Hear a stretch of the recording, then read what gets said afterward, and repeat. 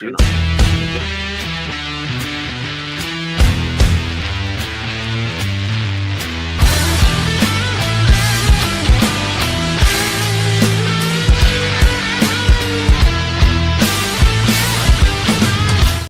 Hey, welcome to Full 42. We are here with a special guest, Edward Garcia. He runs the Queen and Rook, and we had fun hanging out there at PaxU. We're going to talk about that.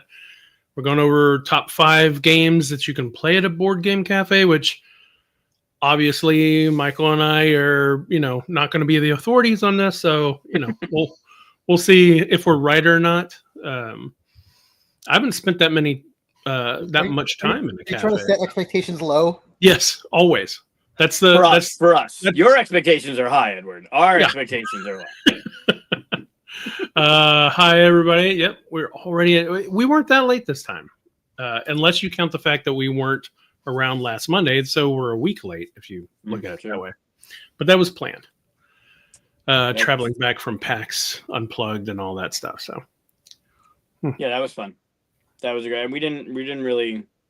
We can talk about a little bit what PAX was like and the ups and downs of the con as a whole.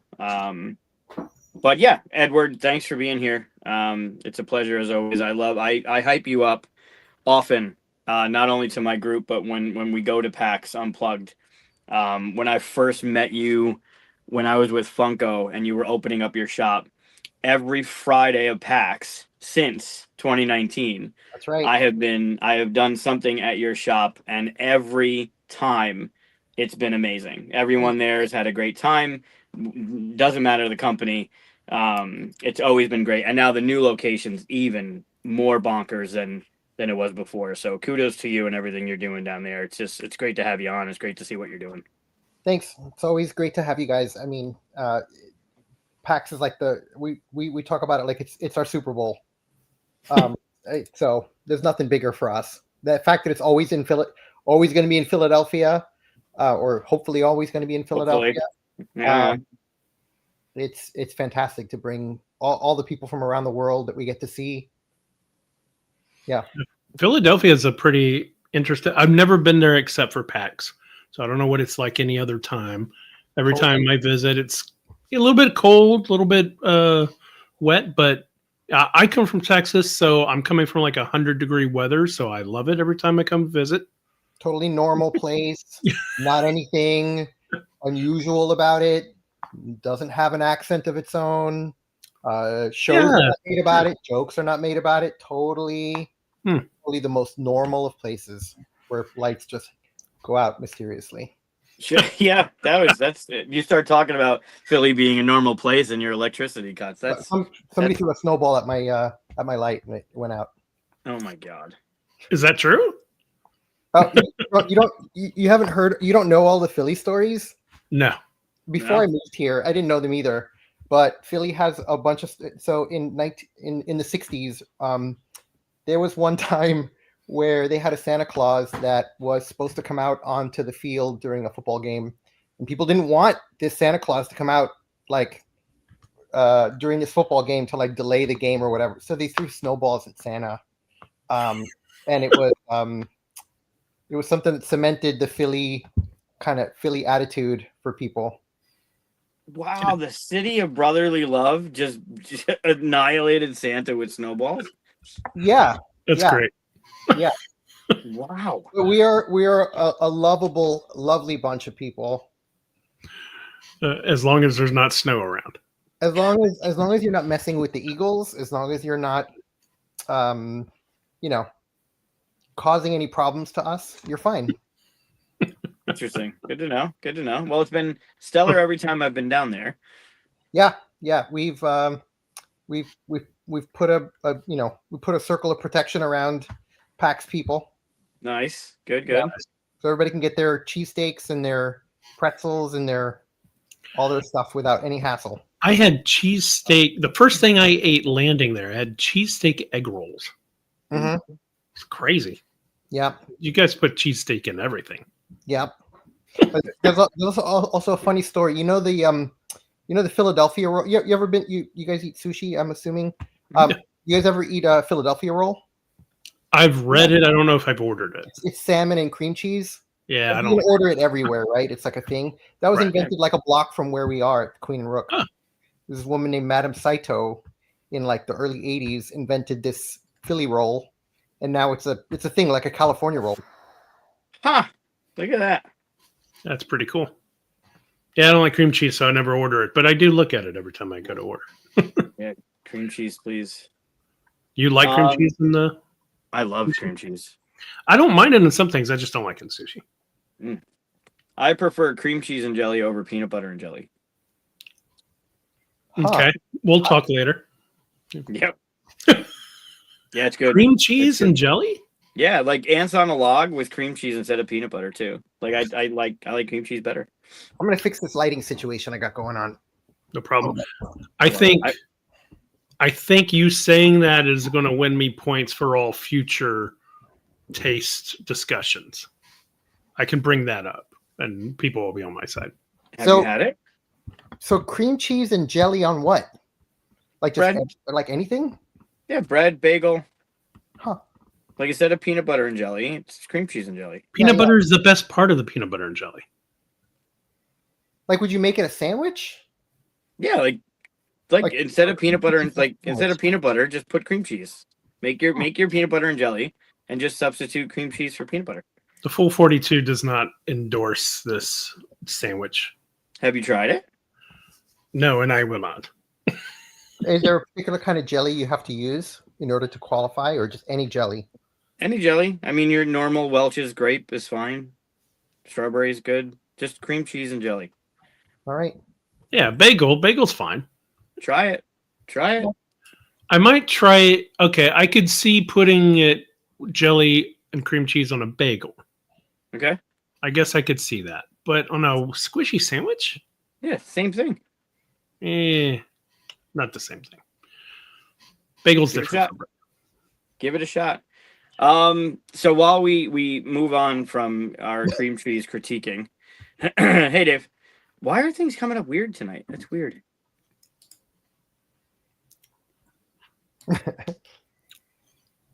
You can disagree. I expect you to disagree. Cream cheese and celery, huh? And jelly? Celery and jelly? No. No. Either or. Pick 2 out of 3. Like, ants on a log, right? Like it's a piece of celery with the peanut butter and the raisins. Just instead of peanut butter, put cream cheese. It's also really good. Okay. I'm open-minded. Same. There you go. Yeah, it's good stuff. All right, so we have a couple things. We'll start with, I guess, announcements like we normally do. I got the Luca painting. I'd like to kind of discuss a little bit about PAX. Speaking of high bar, low bar, and expectations of this year's specifically. And then we're gonna rock Edward through the lightning round because we haven't done that. First time guest, you have to go through it, and then get to our top 5. So let's get it going. Yeah. Well, let's ask our guest here first if you have any announcements you want to tell people about. I did put a link to your establishment on the descriptions. That's what it's called. So yeah, people can click there and look at stuff. But do you have anything going on soon that you want to tell people about? We're kind of in our we're kind of in between events. The big events we have always, PAX, and then we do our Fantasy Ren Fair. We do that twice a year, and that's going to happen again in May. But right now we're just kind of rocking with just coming for the holidays. Yeah, if you're anywhere nearby, if you're watching this, future you, or you're nearby now and you're watching this, if you have the opportunity to go out of your way to stop at the Queen and Rook, I highly recommend it for multiple reasons, which I've talked about before on the show about the Queen and Rook. The new location's phenomenal. What you've been doing there since you've opened through the shutdown. Nothing but growth. The new location's amazing. The people you have on staff are amazing. If you have the opportunity to stop by, swing by. You don't have to be there for the convention. If you're there around PaxU, great, but you don't have to be there for PaxU to go and enjoy it. It's a phenomenal place with phenomenal people. Thanks. Yeah, we actually this might bite me later, but we usually tell people if they're local not to come during PAX because it's like it's our busiest time, right? So like you really can't if you didn't have a reservation, it's really kind of hard for us to fit you in. The game you want to play is probably being played at another table, or you have to wait in line. I mean, of course it has its benefits, right? You get to be all around all the energy, and like we're like filled with like 500 people or whatever. But if you're local, come another weekend. Yeah, it's when you're around a place that's going to be popping for a specific thing, you try and stay away from that. But yeah, it's worth it. And I still stand by this. I'll put your smoked old fashioned up against anybody's. Thanks. It is my favorite. I look forward to PAX to be at the Queen and Rook on Friday. PAX is a great show, but I really do. I get excited knowing that I'm going to be there that Friday. Just to hang out there. It's an amazing. What you do with the downstairs, I mean, go experience it. But the pinball arcade on the bottom floor, just the atmosphere of the main level with what you got going on, it's amazing. I will say there's something wrong with your air hockey table though, because he destroyed me. It was like 0 to 8 or something, like whatever the last. Yeah, that's probably you. It must be a malfunction for sure. There was some malfunction. Yeah, something weird. Well, I was 0 points. I'll mess with the settings.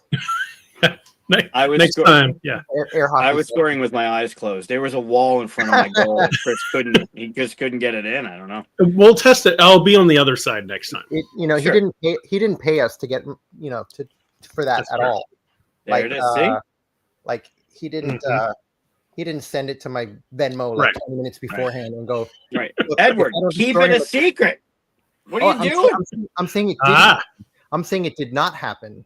But I beat him because I sent you the money. No one should know that. I think you're telling on yourself right now. Yeah, I was totally believing him at that point. Yeah, sure. Yeah, so get your butts over to the Queen and Rook. I mean, I always talk about good people doing good things, and Edward is the good person doing good things that I talk about all the time. The stuff, the outreach, the community stuff you've done. It just blows my mind. You're a stellar human, and more people should know about what you're doing. So thanks. And we have fantastic. I mean, you mentioned the staff, but we have such great staff. Yep. That's the big difference. I think we have people that have been with us since we opened our doors 6 years ago. We have new people that we just brought in, but everybody kind of just really into board games, really into nerd culture, whether it's into D&D. So many of our staff, there are like 4 or 5 different D&D games going on between staff because everybody's taking their turn at DM or some kind of new character or class always. That's cool. How long have you been open? So we opened September of 2019 in a smaller space. It was about 2,500 square feet.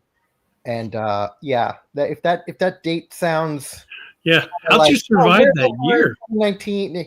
Yeah, so it was 6 months almost to the day where we had to close. We had to shut down for the pandemic. So it was like September 13th we opened. March 13th was the day that the city said you cannot be open as a restaurant with people inside. So that was interesting. I think that's where it blew me away, right? Like I knew you as Edward at Gen Con, and it was nice. And then I met you at PAX, and we had a great time in your establishment.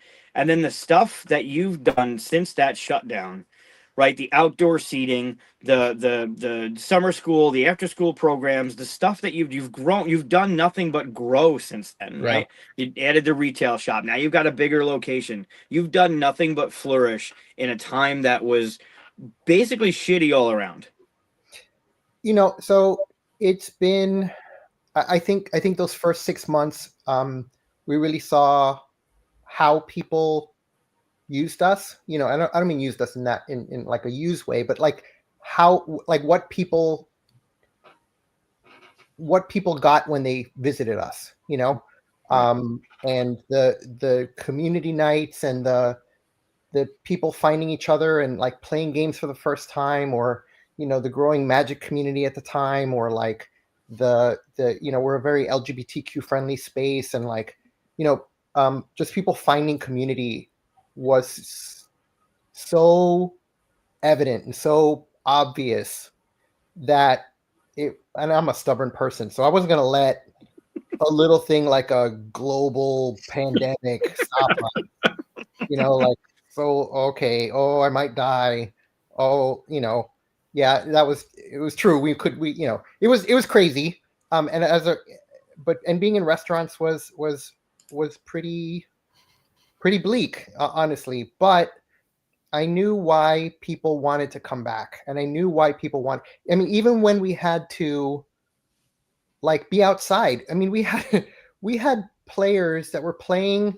We got plexiglass screens so that people could play Magic across from each other with plexiglass in between them, because they just really wanted to be there, and they really missed playing in person, right?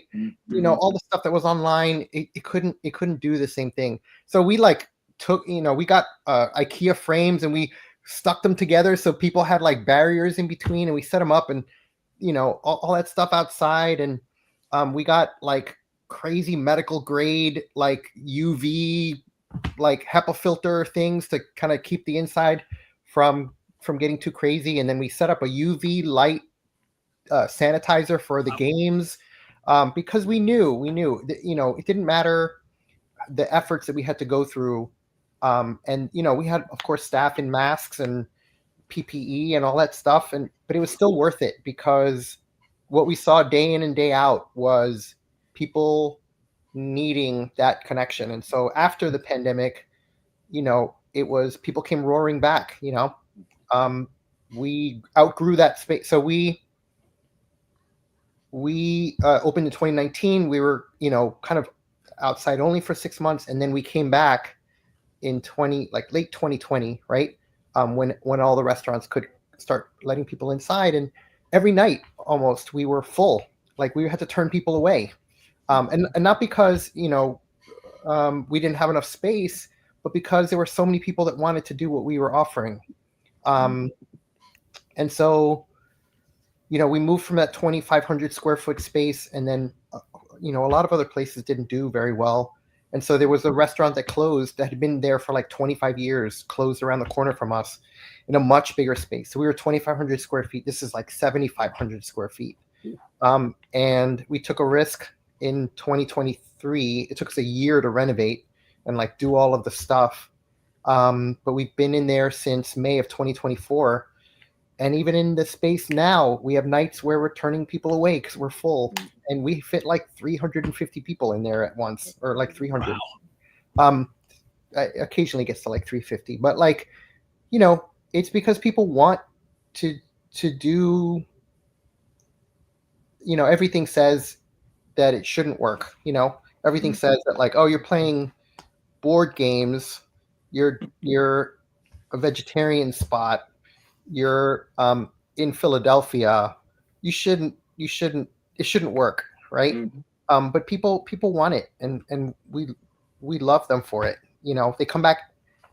We have people that are in there 3 times a week, 4 times a week, because I can see that, because it's great, and this hobby is great for this.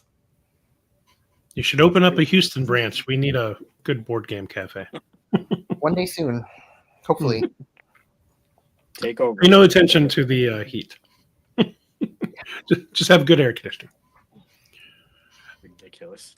I was there because, well, I've been there twice now, last 2 years, thanks to Mike. But because I'm there for a special event in PAX and all that, what is it normally? Do you charge like per hour for setting tables? Do you per game or whatever? So normally, somebody can come in and just eat if they want. Like, if they want to just grab a pizza and a beer and not play any games, there's no charge. But if they want to play games, we have a library of more than 2,500 games, and that's $7 per person for 2.5 hours. So long enough to play most games. Even longer games, you can get most of them done in 2.5 hours. Yeah. if you're playing like Magic or D&D, there's no charge during the week, and then we charge a $5 seating fee on the weekends. And then we have a separate charge for the arcade. So it's like a free play arcade. We have like 35-ish old school games, everything from Miss Pac-Man to DDR to, Stranger Things pinball.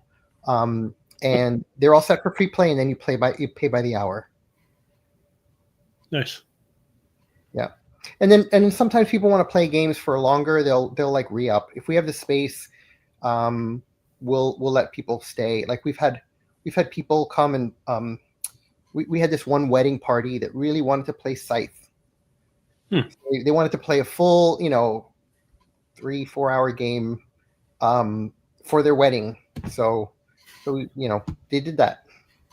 Scythe for your wedding. Okay. Yeah. Sounds like something Chris would do. Yeah. No, we've had that's been the great thing. We've had full blown. We had this a couple months ago. We had our first ceremony that was there. So somebody did the full ceremony there, and then their after party with their families and everything. Nice. Really cool. That's a good idea, actually. Everybody can have something to do. People have met over board games. Like we've had people that have literally met because of their love of board games, and then they like date over board games, and then they get married. And of course, what are you going to do? You're going to sit down and play a long game of Catan. Sure. Maybe something else. With your Uncle Billy or whatever, right? John Gilmore recently got married, and instead of they had a board game convention weekend. They got married. It was a 3-day convention. They called it Matricon. And instead of their first dance, they did a first game, and they sat down and played a game that they co-designed together with Dave. I'm losing his name. Gordon, who did he was part of FinSpan. They made a game, and then you could it's really board games are amazing. They're just amazing. Yeah, I mean, I can't. We almost never. We almost on all these weddings. We're like, do you need a DJ? They're like, no. Yeah. we don't need a DJ. Right. They don't need a dance floor. They just need a play mat. Place to sit and play games. Yeah, that's right. Yeah. That's right. We need to know how many dice we have. Do we have any dice trays that can go along with what they're planning? Yep. Dice tray wedding favors. I love it. Yeah. Mike, I don't always remember to do the banners at the bottom, but it is reminding me that we still need to do announcements. Do you have any announcements? Sorry. Oh yeah. Well, this is what happens, right? There's no format here. We just kind of do stuff, so you're good. Yeah. Well, I mean, we came back from PAX, so I had a really cool. I mean, we can talk about PAX because it was amazing. In addition to the Queen and Rook, but I came back to a pretty awesome surprise. I know you can't kind of see it, but nice. Myth and Legends. Oh, so it's a pre-prototype of the Tales of Myth and Legend. Nice. So me, Bobby, Keith, with Van Ryder, it's on pre-order now through GameFound. I haven't dug into it yet because me, Keith, and Bobby are gonna do like an unboxing and a video and like look at all the stuff that's in it. So we're doing that on Friday. So I'll have more stuff next week about it. But the board, if you go to the GameFound page and you look at what they did to the board, I think I showed it the first time. Yeah. The board is just amazing. It just looks stunning, even better in person. And my biggest highlight, I think, coming back from PaxU is I now have 4 copies of this game right here. Why are you doing that to me? Which is Chris's first game, Evil Intent. I don't have any copies. It's awful. You don't want it. Now I need. Nobody wants to play that. I will get one right now as we sit here. No, they're all signed. Don't do it. They're all signed. His signature is right here. I have this one over here.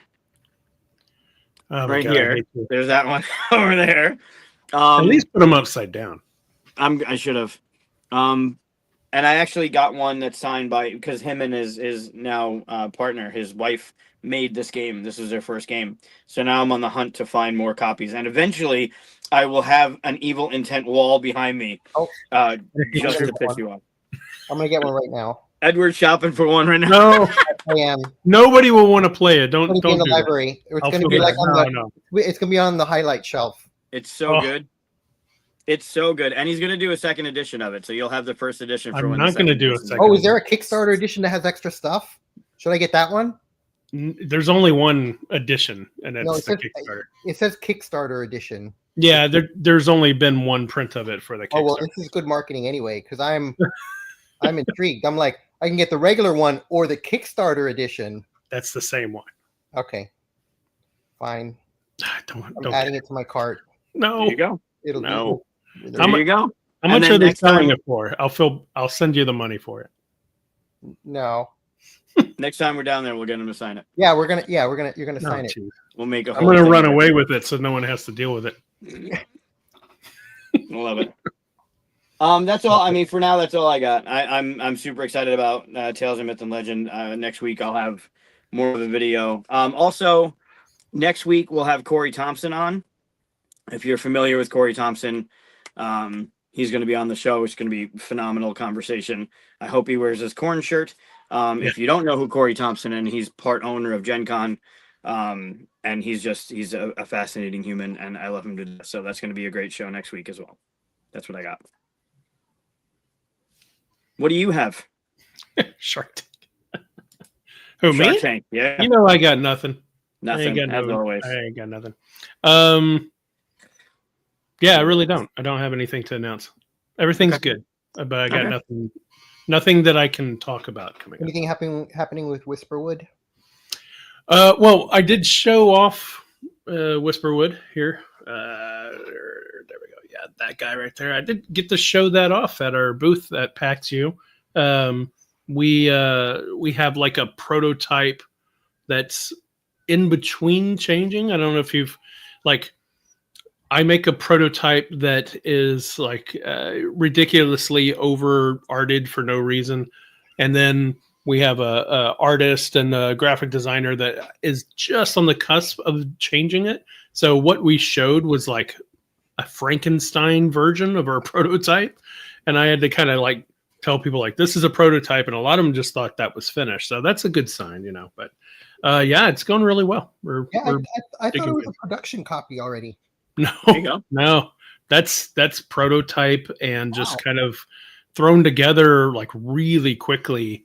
At the end, the little animals, Peter, who's watching, he painted them like 2 days or like spent a whole day doing it right before PAX. The golem minis are like this big. Those are just a 3D printed thing that someone put together real quick for us. It's crazy.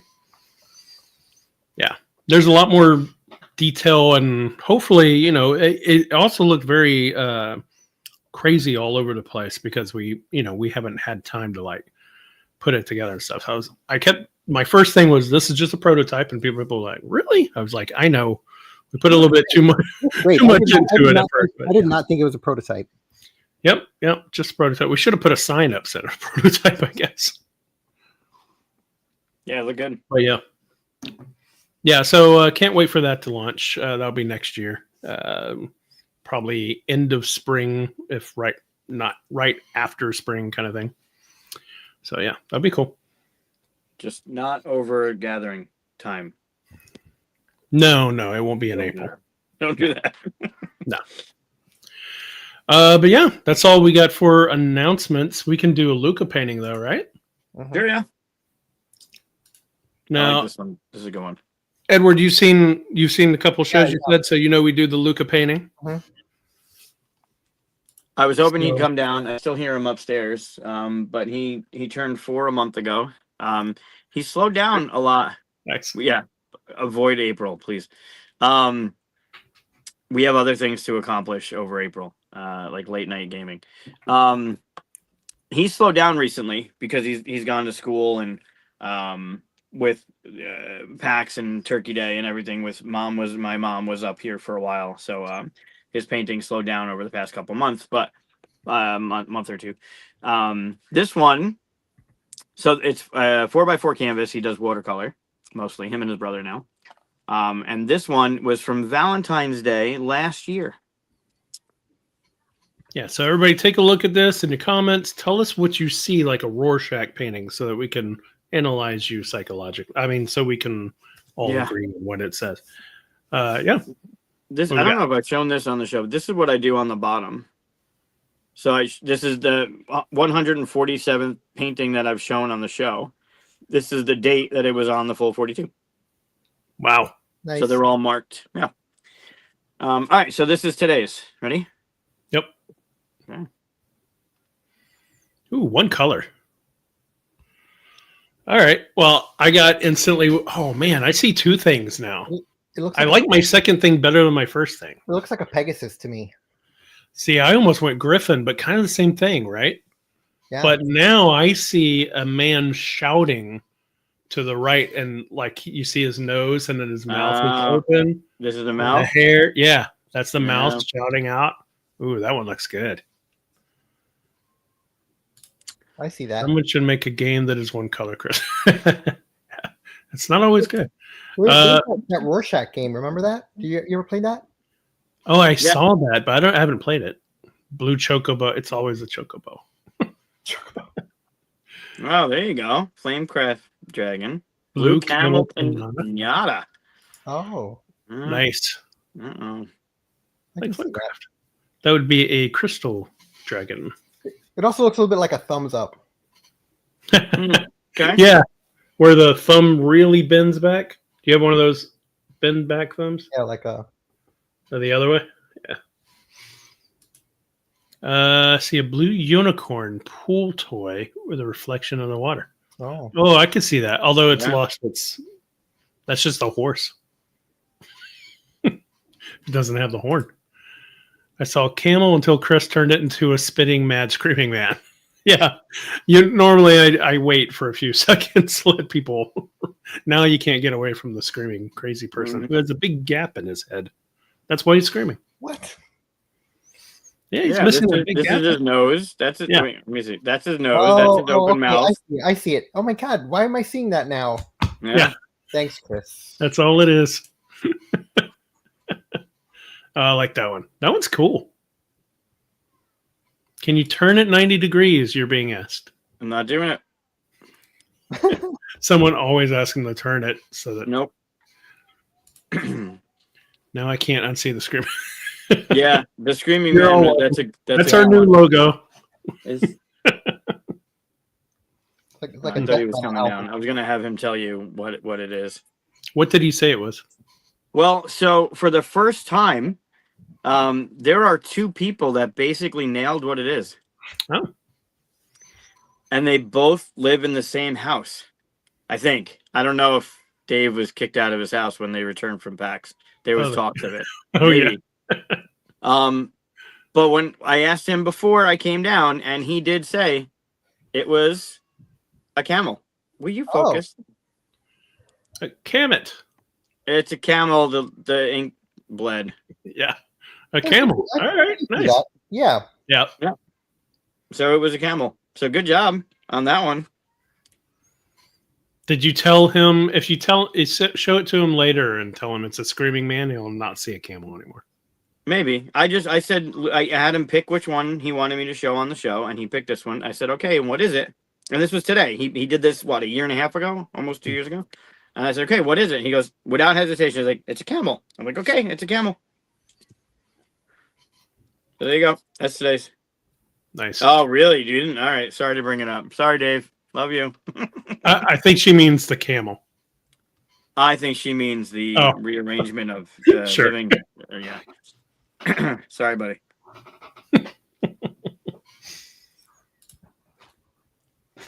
Oh.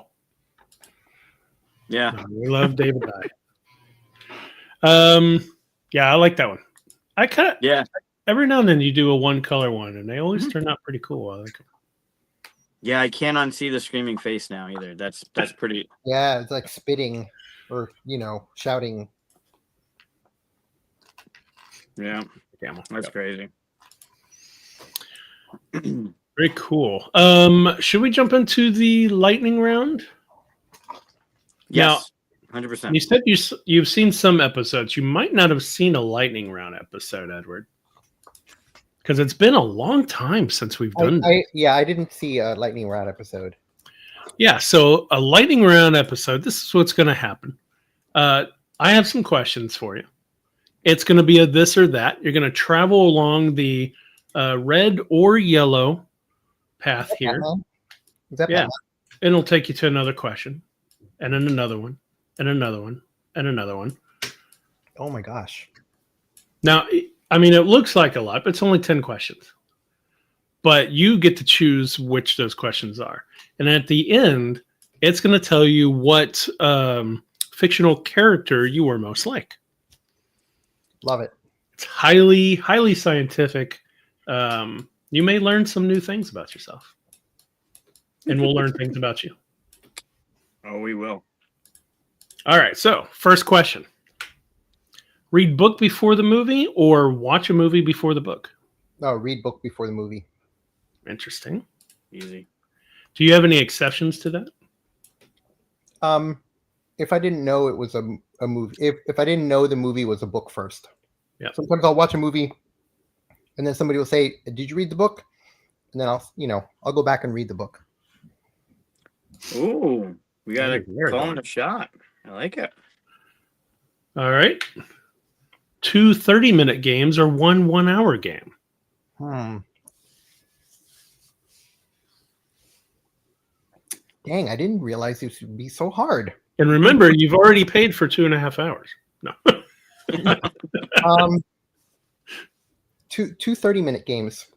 2 30-minute games. All right. Going These, down are the these yellow. games these are games I don't know yet, right? Or just any. However you interpret it. Cooperative or competitive board games? Cooperative. Staying down the yellow path. I don't know if we've ever had somebody slide all the way down the side. Be able to teleport anywhere or invulnerability? Invulnerability. Oh, I think I influenced him. He couldn't stay this side. Learn a fictional language, Klingon or Elvish? I know some Klingon. I know very little Elvish. So I would Elvish. Okay. Although I have a Klingon Monopoly. It's all in Klingon. That's and I great. really want to learn enough Klingon to play that game. I know a few words. I know Oktibok means animal or meat. Mhm. They don't differentiate between living animal or meat. All right, next question. Your life's theme music is an accordion or bagpipes? Oh, Jesus, that's brutal. And this is a binary choice, right? Oh yeah. I guess it's an accordion. Accordion, fun. Back on the yellow path. Worker placement or rolling dice? Worker placement. Ooh, that was quick. Got off the side again. Still on yellow. Only drink water or never eat restaurant food? Huh. Only drink water. Because you couldn't eat at work, right? Well, never eat at any restaurant? No way. It's true. All right, yellow.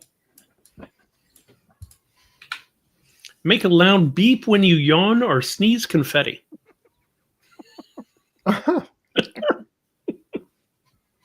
No, it's still loud beep. I'm a Loud yellow beep. person, I guess. Yeah, I like it. Bad guys can be turned around or bad guys got to go down? I do believe people can change. Bad guys can be turned around. Not 100, maybe not 100%, but Sure. I believe in redemption. All right, well, we're here.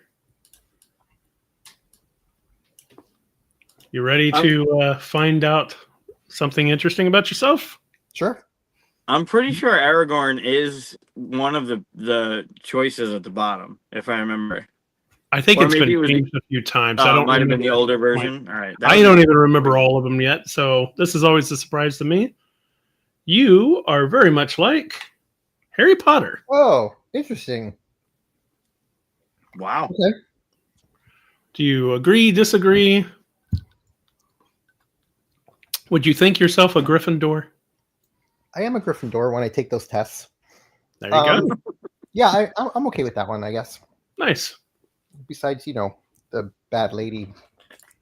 But yeah. Well, yeah, the character. You're the character, not not the author.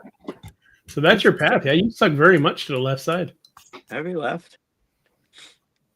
Does anybody go all the way to the right? Like, is that the dark side, basically? Like, is there a question in there that says decapitate or strangle? No. No, I think there's all good qualities across the board. They're just different kinds of people. Okay. So there is a dark side for sure. Any side you're not on is the dark side, is that right? It just seemed like a pattern. Like competitive, right? Competitive would lead to what, like winner take all, or Yeah. I mean, you did go for invulnerability instead of teleport anywhere, and that's the only red you took, I think. Looking at this, yeah, that's the only red you took. Wow. Where do you guys fall? You take more of the red path? Actually, I like to change up the questions every now and then and stuff. So I haven't taken this exact one. So it changes a little bit every now and then. I don't remember what I ended up with at one point. We took it. Wow, it must have been like 2-3 years ago. Yeah. I think I ended up Han Solo. I think you want to end up as Han Solo. I don't know if you ended up as Han Solo. Didn't I? I don't remember what I was. Yeah, I don't remember either. We should do it sometime. Was it a question of like, should you shoot first? Yeah.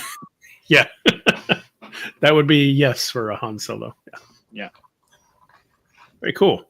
Thanks for playing. It's been a while. That's fun. I enjoy that. All right. So we did a lot of talk about the Queen Rook, which I wanted to touch upon. I think the beginning of the show with where you came from and how you thrived and everything kind of touched upon that. I did want to talk a little bit about this year, just for a minute, which could turn into a half an hour. Our expectations going into PAX this year and how PAX turned out, because you also had a booth there as well. Yeah. And it was Cardboard Alchemy's first booth at PAX. I've been there multiple times. They had been there. I believe they had a table last year. But this was the first booth. Last year we were in the Lucky Duck booth. Right, with a table.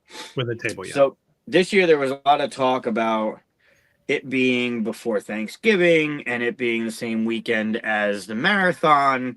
And BGG. And the same weekend as BGG Con.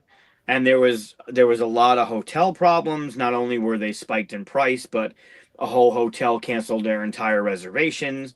How did you feel going into it? And how did you feel about it? Yeah, I mean, we were really worried because the marathon, so BGG brings PAX brings like 30,000 people right to Philadelphia. And so does the marathon. And so having all of those hotel rooms and kind of issues with like even part of the convention center was like used for marathon registrations. So that wasn't ideal. It wasn't great, but given as worried as we were about it, it seemed like it didn't affect it at all. Because like they were on totally different schedules. So like the marathon people were basically done by noon, and that's when most of the PAX people would be waking up. And so it wasn't too much of an issue. I think we saw some marathon runners doing the half marathon one of the days, and other than that, it wasn't too big a problem. I'm sure I know some people had more trouble getting hotels or they had to find hotels further out and that kind of thing. But it still seemed like, Friday, Saturday were definitely pretty busy. Sunday was a little lighter than I expected. And I think because maybe that price thing edged out some families, maybe. I saw less families this year than I've seen in other years. And maybe that was part of it. Yeah.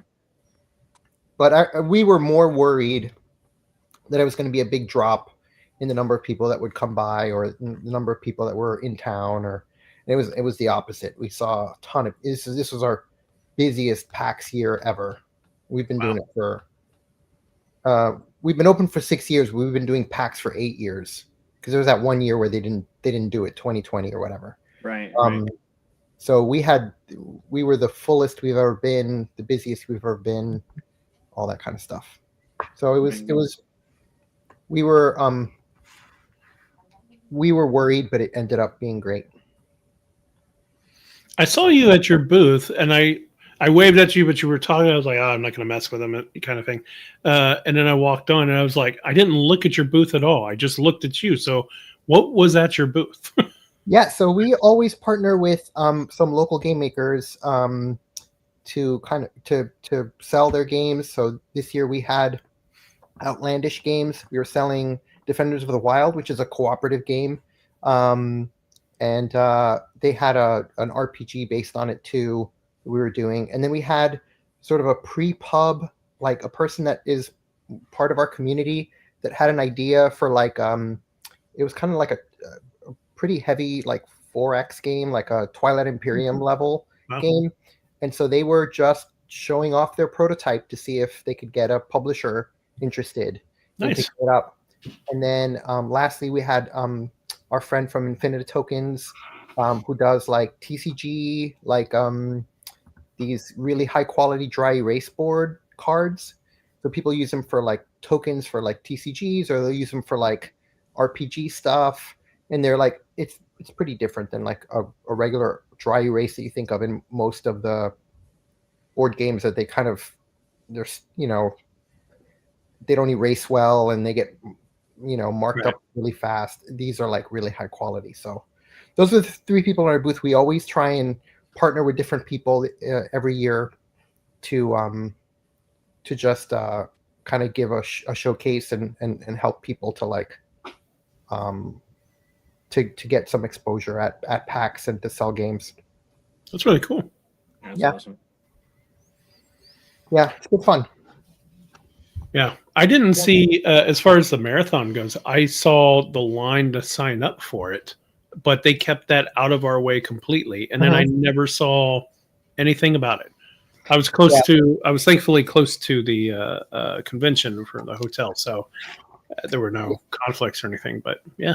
Yeah, they were carb loading by the time that we got up in the morning or whatever. Yeah.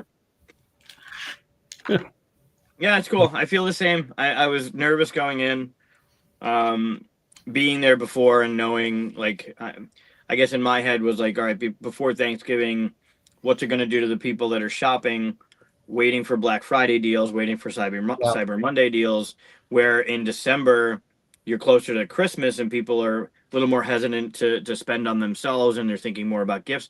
So being farther out from that, would they not be thinking about keeping their wallet tight or being gift centric, but then be before Black Friday? Like, I didn't know what it was going to be like. And then to your point about Sunday being maybe priced out for families, I thought because the rooms were so expensive and so hard to get, and they were sold out a year ago, that it wasn't going to be as full, or not feel as full of a PAX as previous years. And complete opposite. I think it was way busier than previous PAXs. And I don't know, there's a lot of levers that were pushed, right? The marathon in town, it being a couple weeks earlier. I wonder what lever made it busier than previous years, because it definitely felt bonkers.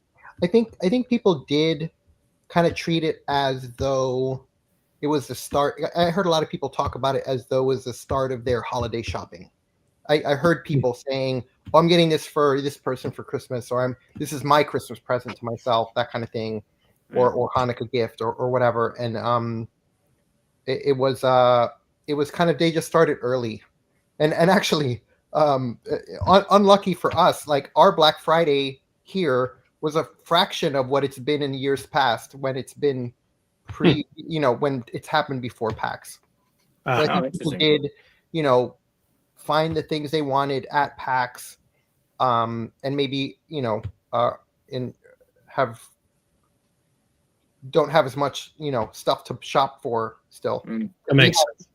We had a much busier Black Friday and Saturday last year, when PAX was like 2 weeks later. After.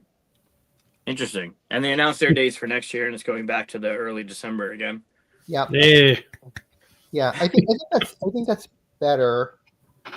I think it's what they wanted. They just, I can't imagine how hard it is to get all these convention things, because like I know some years it's like PAX has to share.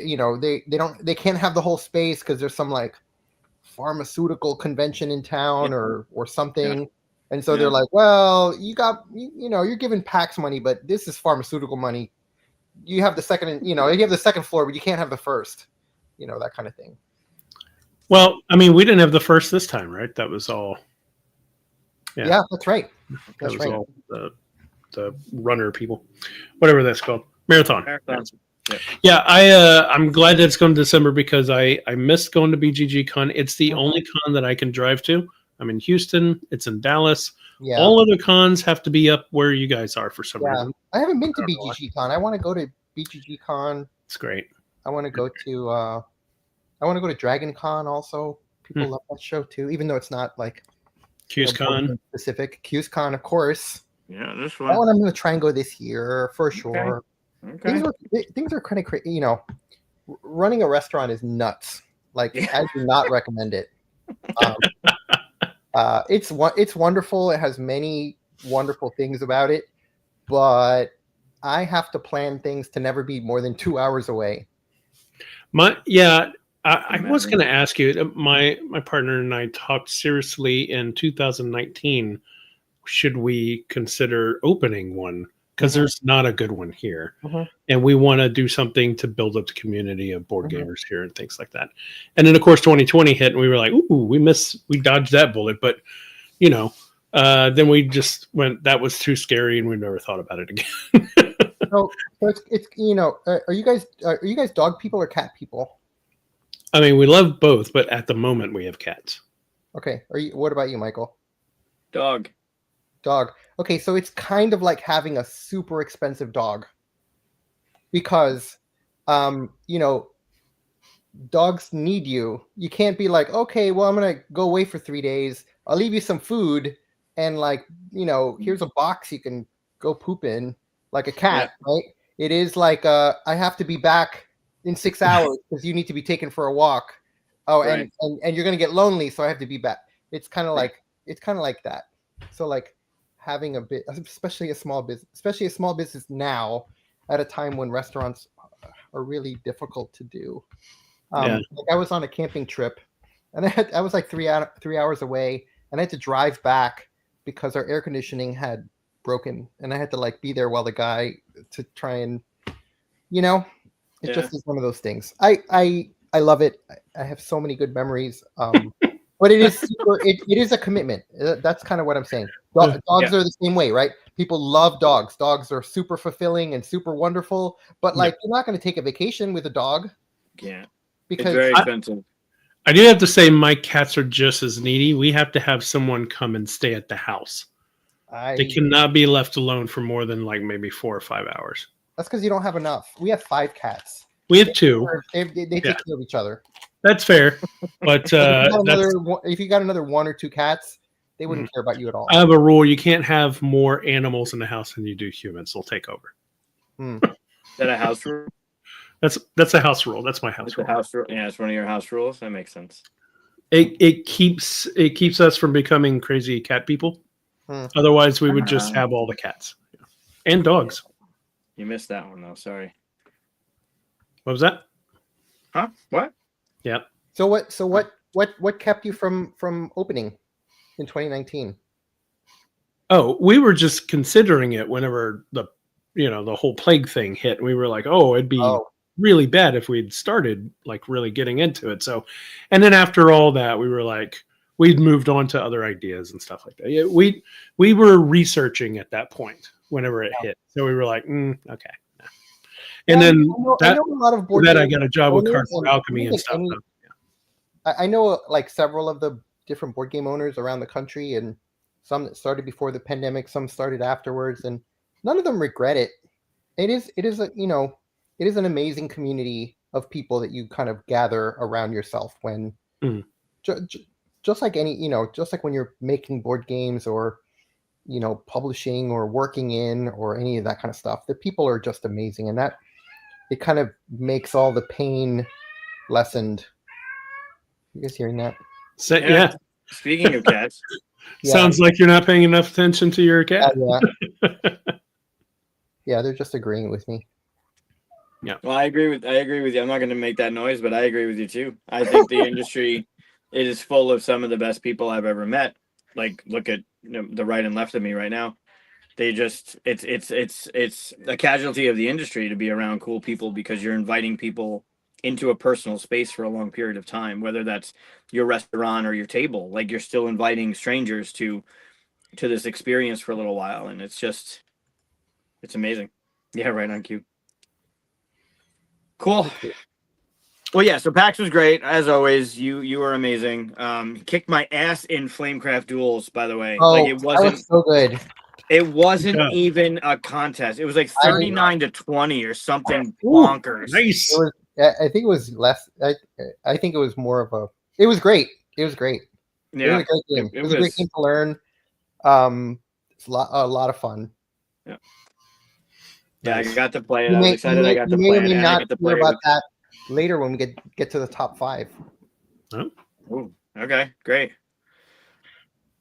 Why don't we do it? Why don't we get into our top 5? Jump into the top 5. Let's do it. All right, so we're going to talk about the top 5 games to play at a game cafe, and of course, you're going to be the expert, Edward, having owned one. But what are the without giving away what games they are? What are kind of like rules you put on yourself? Like, it's got to be this, it's got to be that. It can't be any of this, that kind of thing. So I really we have a lot of staff, a lot of great staff. And I put it to them. I said, I'm only there some of the time. I only see some of the things. So I really said, what are the games people are playing right now? Because I say right now because it changes. So like post PAX will be a different set of games that will make it to the table more often than pre-PAX. I mean, there's I'll talk about which ones, but the games that mostly end up being played at cafes are ones that you can play in a sitting, right? You're not doing a legacy game right at a cafe, not usually. Although we have done it a little bit. I was going to ask, you don't have people show up like once a week at a certain time and do a legacy game? That seems like something I'd really do if I had a place like that. So we have this amazing thing called Legacy League, and we actually have people that do exactly that. They'll get together. That's cool. I would do that. And do legacy games. And we have, really great people that walk people through those games so that it makes it painless or less painful to kind of get into some of those heavier ruled games. And they will keep track of the stuff for you, and they will, put the game away and bring it out again. And it is, I don't think I could play a legacy game without somebody to do that. It is like a very bespoke thing. And then of course we have D&D people. We have D&D sessions that are all all campaigns and stuff. No, that's cool. Yeah, but that's not the we of course do that, but that's not the norm, right? Most people are coming in, they're doing a thing they can do in one session. Okay, so you keep it fairly short game. Is that what you're looking for? Or I guess you said a session was 2.5 hours, though, right? Yeah, 2.5 hours. Are you trying to get me to reveal? No. I'm just saying, like, you didn't keep it to short little games. You could do longer games, right? Like, yeah, no, 2.5 hours is long enough to do almost most games. But, when you are at a restaurant, you want you don't necessarily want to sit through an hour of rules first, right? Hmm. And then play a game for an hour and a half. True. You want to get going pretty fast. Yeah, when I was there, someone asked me to teach Critter Kitchen to them, and I was teaching 5. Well, 3 of them already knew it. 2 of them needed to know it. I was trying to teach it, but I was standing up. They were sitting down. We were in a loud room because we were having the event going on. So I was very busy. I was like, okay. In my mind, if I'm going to pick games, it's going to be ones I can teach kind of quickly. They don't have to be short games. They don't have to be anything like that. But the teach did go a little bit long, and my voice was going out because of the whole convention thing that I've been doing all weekend and stuff is doing it. So I think I've picked all ones that are kind of short to teach, but could be long or short depending on the game. There is definitely an art to it because, I mean, we've had people that we've trained that come in and they want to talk about all of the side rules and all of the, sort of a lot more of the game, and we kind of get them, shave off all of these things. Yeah. They'll find that out through the gameplay. Get to this part. Get to the playing as quickly as you can. I did actually do that because I knew 3 of them already knew it, and you play. If you've ever played Critter Kitchen, everybody plays it together. Yep. Okay, now we're all doing this part. Now we're all doing this part. So it was very easy to kind of just, all right, here's this general idea. Go ahead. I just kind of left it to Rosie to fill in the blanks. Yeah. Yeah. So I'm really curious to hear what you guys think are played before I get to say what we experienced. And I think this is also true. I think there are regional differences to what is played, and this is something I know to be true because in in Toronto, for instance, like where Snakes and Lattes is, they will play different games because they are inside for longer because it's colder, right? So if you're in a place that's colder, you have a different tolerance for like sitting down at a longer session. If you're someplace like Houston, maybe that's like hot, or you're gonna want to sit down in one spot for like a really long time. It's kind of if it's air conditioned, yes. Yeah, if it's air conditioned, sure. But I'm saying there are definitely regional differences that I've noticed, and then there will be people from these places that will introduce games into your local, like a friendly local game store. Like there will be games that they will be like, we know this person, we're going to teach you this game. That's cool. And so there are probably ones I know for a fact that there are ones that we teach way more often because we have a personal connection to the people that are playing or that have made the game. And so our staff are excited about it. Maybe has a local appeal. Like, do you guys know the game Dutch? This is not on our top 5, but I'm looking at the game right now. You guys know the game Dutch Blitz? You guys don't know Dutch Blitz? Nope. Oh, so this is definitely one. So it's like but not on your list. It's like a classic game. It's a card game. It's made like it's a Pennsylvania Dutch, right? So it's this game that's been around for 70, 80 years. We had the family come do like a takeover of Queen and Rook. They brought 150 people showed up to play this game. Many of them with their like years old beat up copies that they had been, carrying around with them. Some of them had tattoos of the game. Some people had like, they really wanted to just kind of be in proximity to the family or just like, play against someone else because all the people they play against are tired of being, beaten by them, that kind of thing. So definitely regional games is something that most board game cafes, I think you will find. So if and when you travel, ask them what the popular game is there too, because I think the ones that we have might be different than the ones that are played in Mox or Hex or Game Vault in Texas. Right.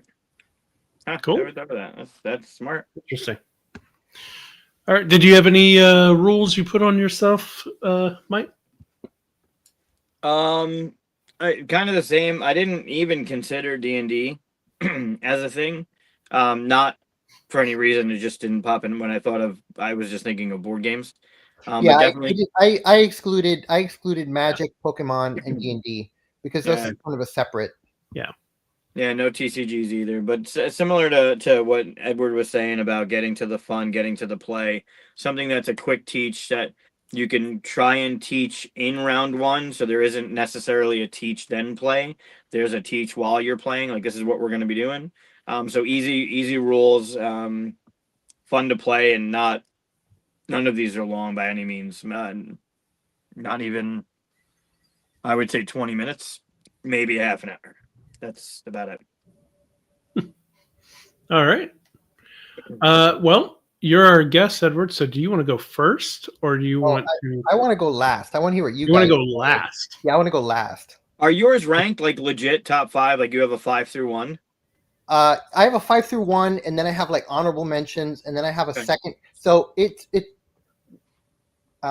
I talk too much, then I'm gonna give it away, right? Yeah. No. Just the question is your number one you consider better than number 2 for this question? No. I didn't think about Yes. better or not better, right? I thought about what is played more, right? So I'm not ranking them as like this game is objectively a better game, and so people are playing it. I'm thinking about what game is played more often. Okay. And Okay. so that's how I rank the top 5. Not that what still game counts as a rank. like not what game we would want people to play. Right? Because we do make recommendations, but we also always go based on, what is it they want? Because it's Right. like you might have your favorite game, and it just may be the wrong fit for this group or this like the young people say, what's the vibe? What's the vibe they're going for? And if you're bringing the wrong vibe, you're going to ruin the night. All All right. So why don't we start with Chris and then me, and then you follow up with your Okay. 5, and then Yeah. 4, Yeah, 3, 3, 3. Okay. Yeah.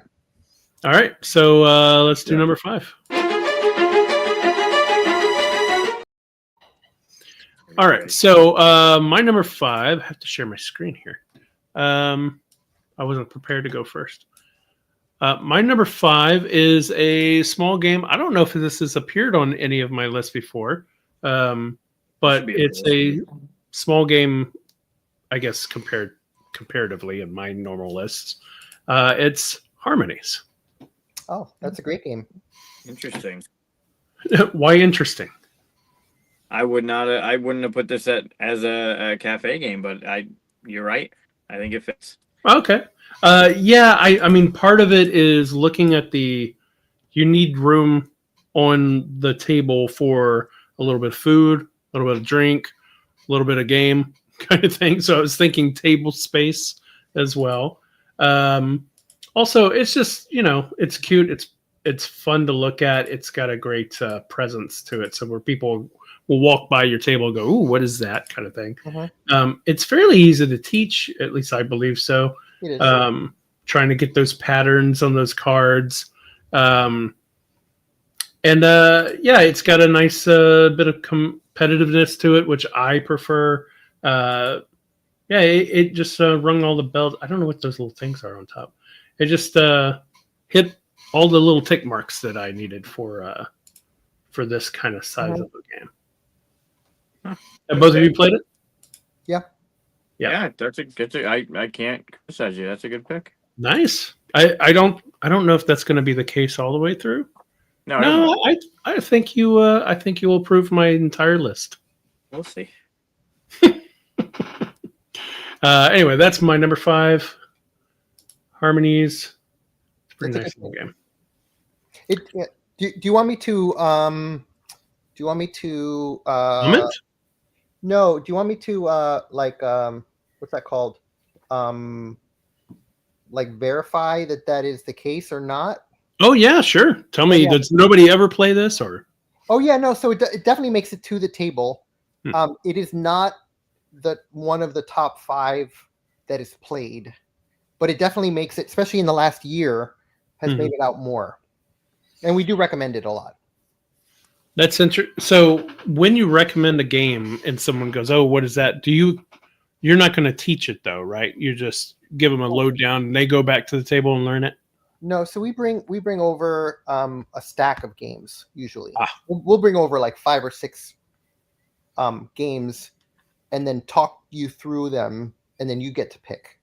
Ah, nice. Okay.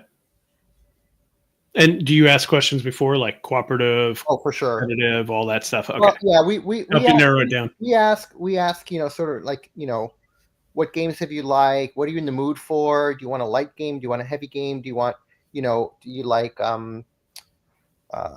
yeah, we'll try and get people to like give us a hint as to what kind of what are they in the mood for, right? Because even people that like, are you in the mood for a laugh, or are you in the mood for a think? Like a thinky game, or are you in the mood for just something light that you can, or something to just kind of do in between other talk that you're doing, right? Something you don't have to think too much about, but it's in the middle of the table and you're having your rounds, but you're still able to talk. So that's all. Those all point to different things. So rarely will we ever, oh, this is 3 people, I'm going to go bring them this game and then teach them that game. Yeah. We will always I'll always do like a round of figuring out what the thing is. That the only exception to that may be like when people are on a date. When people are on a date, we bring almost always the same games. Okay, I'll ask about that after this because I want to know. I want to know what that is. That's we'll ask after the list. All right, but that's my number 5. What you got, Mike? You going second?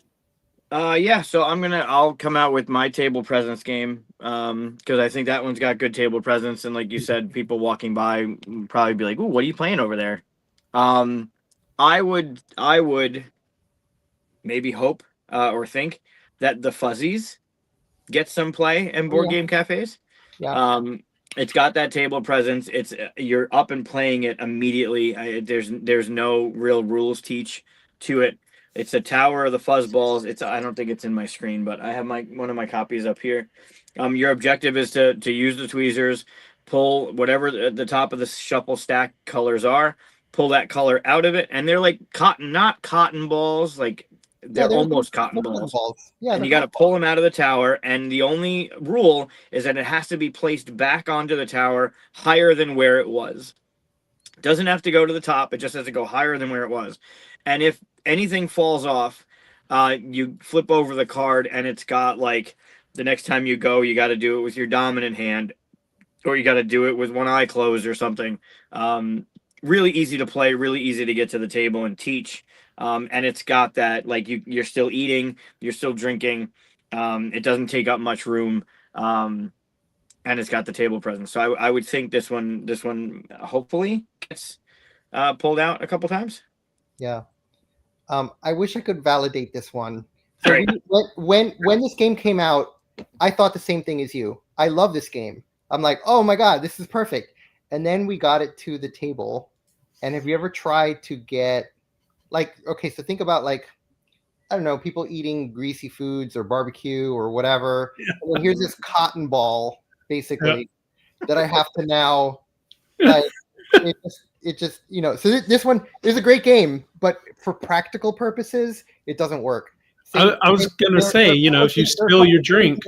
There are a couple of games in this category, Hungry Hippos. People are like, oh my God, people must play that all the time. No, you don't. You don't play Hungry Hippos in a restaurant. That's like all you hear is clack, clack, clack, clack, clack, clack, clack, clack, clack. No, you can't do that. Same thing with this game. It's a wonderful game. We sell it in the store. It did really well for a while. We do have a couple of copies in the library, but we don't let people use them. I would think because of the tweezers, no one's touching their food and touching the game, also, right? Okay, so if it falls, cotton balls everywhere, right? And then you're like, oh my God, now I'm this is rolled over onto. That's hilarious. Yeah. Okay. Yeah. I think I won this round, Mike. It's a good direction, right? Like, it's one of those things where like there are practical and impractical realities to Right. a restaurant, and this just happens to be one of the ones where like it doesn't fall on the right side. Makes sense. All right, so Right. Chris gets So- a point in that round. Well, no, I got so my Nice. number 5. There's two. So the reason I say this, I did 2 lists of 5 because we usually have tables that will be 2 or more people, and then we have a separate set of games that are only played at the bar. Like I verified this with our bartenders and stuff. People will play different games if they're sitting at the bar because there's different constraints, right? Mhm. Right. And so I have 2 sets of 5. My number 5, and this is not necessarily ranked, but Fire Tower. Fire Tower. Is I it all would one word? I would Played think a that. lot. Wow. In our place because it's like a pretty easy game to learn. It's got those great like little showy pieces that people like. There's also a local connection for this one, like I mentioned. So like when there's a local connection, people just are more into it more. So our staff are into teaching this more because they know someone that's connected to it. Well, Fire Tower makes it out a lot. So that's number 5 for the like group games, and it's also a pretty easy game to get into, to play multiple times within that 2.5 hours. People always want to play it more than once. It looks great on the table, like all you were talking about. So that's the the group one. Then It's for a good. the bar, It's a good game. It's a good game. yeah, and it's also a good game. Yeah. I've never even heard of it. Yeah. Oh, really? No. Oh, Enjoy it. yeah. Definitely a game you gotta pick up. It's a great game. Our copy, we've had to replace the copies twice because the cards get worn out. Wow. The other one that I was going to say for the bar is Shobu. Oh, great game. Bar a lot. Great game. Abstract, small. At the bar, a lot of times it's a 2-player game. Sometimes it's just one person playing against the bartender. So it's games that don't need a lot of like maintenance. You can like come in, step away from it and come back to it, and you can know where you are, kind of thing. So Shobu is great. Yeah, Shobu's a great one. That's a good one. I've seen this one. I don't know how to play it though. It looks like Go. It's pretty easy. You just have to get your it's one of those abstract, pretty simple to learn games that are just really, really nice looking, but great. And you move on one on your side of the rope. You move like on the right side of that screen, the player is white, and on the left side of that, or the top left side of that, the player is the black. And on your turn, you move on one board, one square, either up or diagonal, pushing whatever's there. Yep. And then you move on the opposite one, the same thing. And your objective is to try and knock all of their pieces off of one of the boards, if I remember. One of the boards, yeah. Yeah. It's fun. It's a good one. That makes sense. And, if somebody spills something, no party foul, right? Yeah, there's you can drop your beer on this and like wipe it down, and it's fine. Right. Nice. Huh. Cool. All right, we'll go into number 4. I'm not. You're not confident? I'm not confident in the rest of my list. That's good. My number 4 is a game. I talked about it once before, and I don't think you played it or heard of it. Maybe Edward had, but it requires. I was thinking about the tables we were sitting at, and you would sit like 3 people on one side, 3 people on another, maybe even 4 and 4, and that felt very team-like. So this game is Word on the Street. Huh. So the way this plays, it's a word game. So you have this board that goes across the long table, right? And you have all these letters that start in the middle. And the team comes up with, you're given a category like animal. And so you try to say a word like, you say a word, giraffe. And then you get to move for spelling it. You move the G, then the R. There's no vowels. and then the F moves twice, and so on. And you're trying to get letters off the board. Oh, And then whoever gets I think it's 8 letters first off the board wins. that's great. I don't Yeah, know. so if I pull the L, like where you see that, where the L is close to me, you can come up with a word that has, gazelle, and you bring it back to the middle again, kind of thing. Or an L and 2 S's to get that S off the board. Yeah, exactly. So, yeah, very clean. All those pieces are like plastic pieces, other than the board itself, which would sit in the middle, so it wouldn't be too close to like drinks or something. That's all there is to it. Yeah, we don't have that game, so I wrote it down. We're gonna get it. There you go. I'm gonna order it as a bundle with Evil Intents. Great. No, it's a fun game. It's a good game. Yeah. And the categories is what keeps it different. I can see how that can work. Yeah. So you play it as a team. Yeah, there's team on one side and team on the other side. So it could be 2-player, 4-player, or That's great. Yeah. And each letter's only there once? Yes. And it's not all of the content. It might Q. be. There's no Q. It's like There's no Q. Yeah. There you go. That's all. Oh, okay. Oh, it's like Tapple. It's like the Tapple alphabet. Right. Yeah. 17. Yeah. So you're missing 9. Oh, that's cool. Good job. I like that one. Did you know that game, Michael? I've heard of that one before. I think he's mentioned it before on I had it on a list maybe like a month or 2 ago. Yeah. I'll have to get it. You know if it's still still in print? Yeah. That I don't know. Actually, I got my copy from like a what do you call them? Like a resale store or something. Oh. So yeah, I'm not exactly sure if it's still out there or not. When I typed this in, actually, I could see how old this one is. Let's see. Oh, that looks like a new version. 9. Yeah, this looks like a new version. Yeah.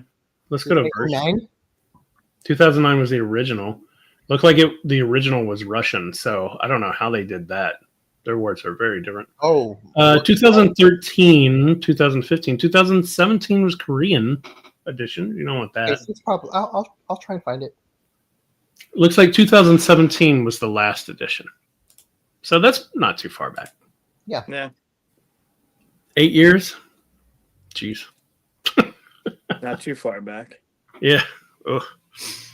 Let's not date ourselves here. All right. All right, Mike. What you got for your number 4? All right. I'll come out of the gate with a team game to match your team game and go with green team wins. Oh, nice. I would assume, especially if you're going to hang out with friends and you're not too serious, you're not playing a board game. This game is you're teaching this immediately in round 1 as you play. And I think the original version you could play it up to 12. There's nothing stopping you from taking 2 of the retail versions and putting them together. Anyway, it's 15 rounds basically. You're shuffling out 5 of the 3 different categories. 5 each of the 3 different categories. You got 15 questions. Yeah, that version 3 to 12 players was the Kickstarter, or the original version. So I would think this one, it's got a little bit of that trivia feel, which most people are familiar with, and then it's more modern kind of trivia feel to it. So we'll see. This would be my pick to match Chris's. Yeah, this feels like the competitive just one, right? Like it's on the same level. Yeah. Yeah. All right. So I'm guessing if there's a list hierarchy, he's going to win on that one because you hadn't even heard of mine.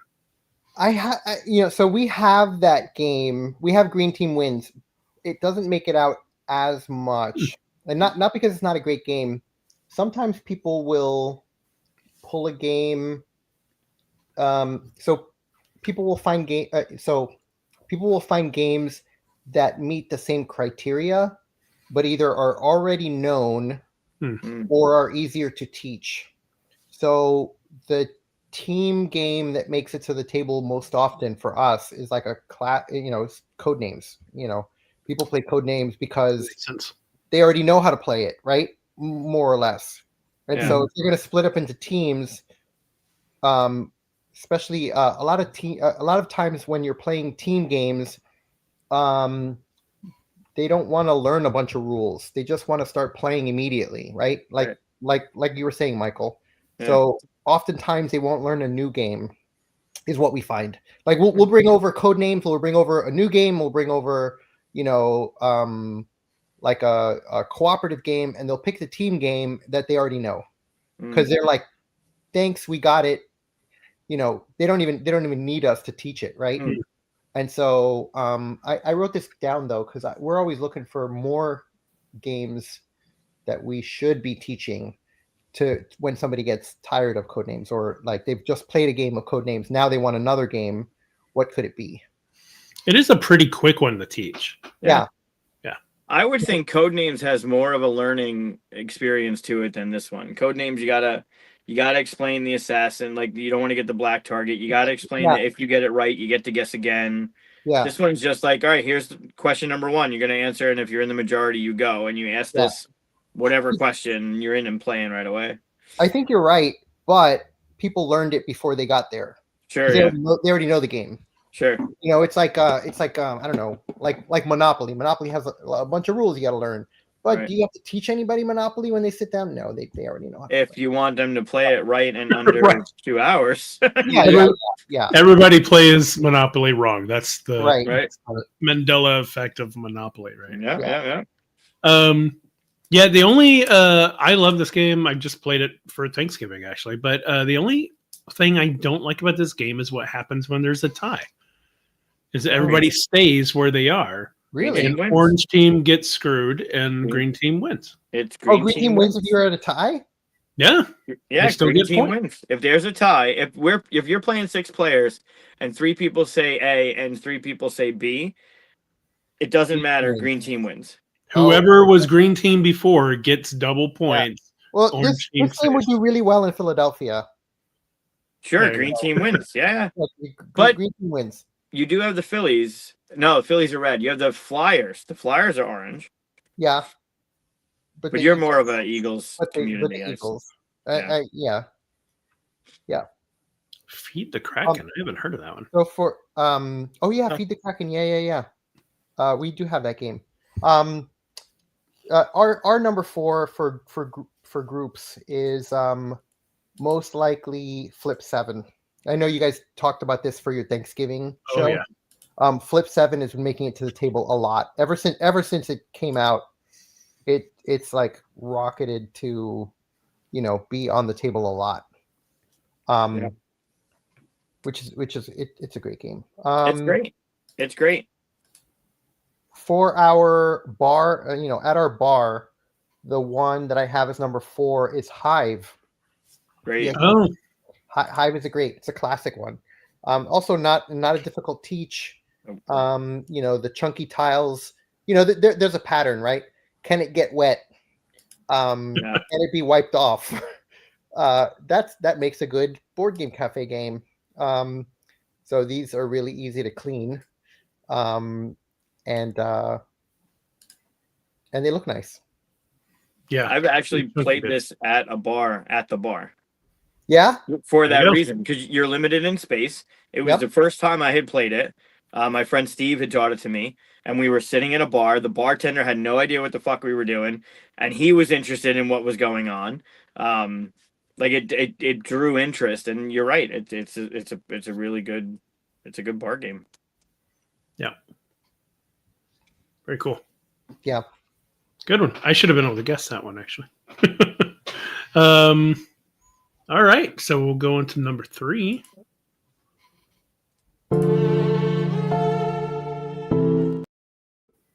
All right, so my number 3, I'm happy that I got to it before Mike can. I imagine it's on your list. It might not be. It is on a lot of your lists, though, and you've made me love this game, so I'm going to throw it up there. It's Can't Stop. Oh, yeah, Can't Stop's great. Yeah. Can't Stop's a classic. Although a lot of people haven't played it still. I still get to... That's not the one. Yeah, that's the one I have. There's a bunch of different versions of it, but Yeah, I mean, it very simple. Roll the dice, pick a pair, move your pieces up, try to get to the end. Don't bust, kind of Mhm. thing. The don't bust, same thing as flip 7, right? Everybody understands the Yeah. blackjack idea of Yeah, of not going over, right? Yeah, Push your luck. that's a great one. It does make it to the tables. Maybe not as high as number 3 for us. Maybe it would be top 10. Would it be top? It might be top 10. I wonder if that mat is because it's kind of like a mouse pad mat. So Mhm. is it washable? Probably not. Like plastic kind of thing, right? Yeah, Yeah. that one I should would be. assume so. I was talking to Berkey at PAX, and there's a way you clean those neoprene things. They're not Oh, they're really? not uncleanable. So All right. But yeah, can't stop. We've even played it on the show before. So, Yeah, that's great. it's a great game. Great game. all right, what you got, Mike? I can't top. Can't stop. I can't top it. That's a great pick. So this one I've actually played at a game cafe in Wisconsin with my friend Brad. It's Karuba. Huh. Now, thinking about what we've been talking about with things being washable and things getting ruined, this probably doesn't work too well. But everyone understands like bingo, right? So Mhm. someone's the bingo caller, they're going to call out a tile, and then you're going to place that tile into your grid, and you're trying to get your adventurers across to the temples to get the jewels. Like you're hunting for the jewels. It's really simple teach, really easy to get into. It does have a little bit more of a table presence, and someone has to be the caller, which is easier for them because then they just have a stack. Or I've seen people put it into like a Crown Royale bag or something. But I've played this one and taught it at a game cafe, and Mhm. every time I brought it out, it's a favorite of mine. Because it is easy to teach, it's easy to get into, and it takes 20 minutes maybe Mhm. to play. Yeah, we played this on the show as well. Mhm. I love this game, but it is not waterproof. Well, I mean, No, not all mine are either. So, yeah, they don't have to be waterproof. It just, it helps. You know, Sure, sure. um, my number one actually is not very what it will not. You will not guess what the number one game that's played is because it doesn't make sense that it is played as often as it is, and yet it's there all Hmm. the time. Um, and maybe I'm giving too much away. Um, but for us, the number 3 is another one of these games that is pretty resilient. It's Azul and all the versions of Azul. Yeah. is there a specific version that you would? We always we teach the base version first, the first one, yeah, that one, because again you can teach it pretty fast. The for the I hope the person you guys are not friends with the person that created the rule book for this game.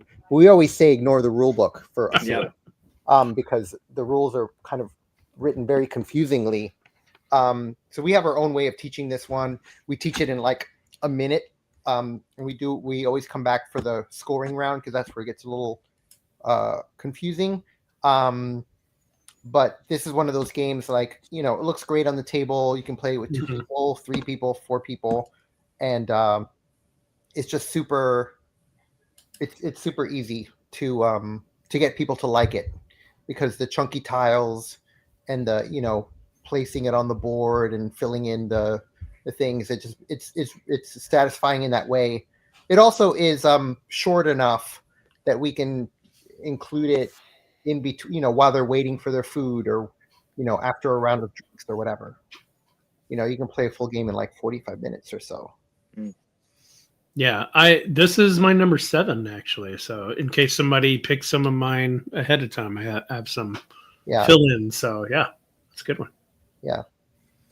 So thinking about it now, also, I think it matters when you start. So like this game was bigger when we opened, right? So it's become a standard for us because of when we opened. If we had opened 5 years sooner, it might be a different game that makes it to the table because we're like, oh, this game works. That makes sense. So, or if we were opening last year, for instance, it might be a totally different game because like we're going to teach some game that came out like right as the time that we open, right around when we open. Maybe it would be like Flamecraft or something, Right. Nice. Did you have one for the bar? Oh yeah. So for the bar, it's a Sky Team. Sky Team makes it to the bar table a lot. Like it might even, maybe 3 is even too low for this one. You guys are both familiar with Sky Team. Yep, we played it on the show. So Sky Team, ever since it came out, has been making its way around. It also helps that our staff really love this game, so they will constantly teach it to people. And the bar staff love it. Yeah, I believe I crashed us 4 times before we finally went somewhere, landed. Yeah, basically back to back first round crashes, I think. Oh wow. First round, yeah. It was not good. It was great every time. Yeah. Great game. Love it. Yeah.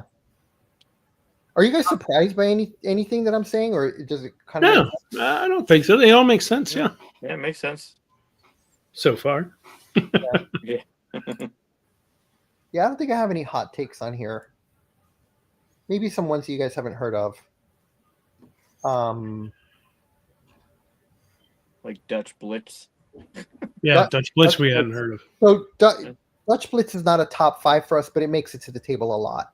Makes And sense. and another game you guys may or may not have heard of, Abduction. You guys know that game? Yeah, with the ducks and the UFO. Yeah, with the ducks and UFO. Yeah.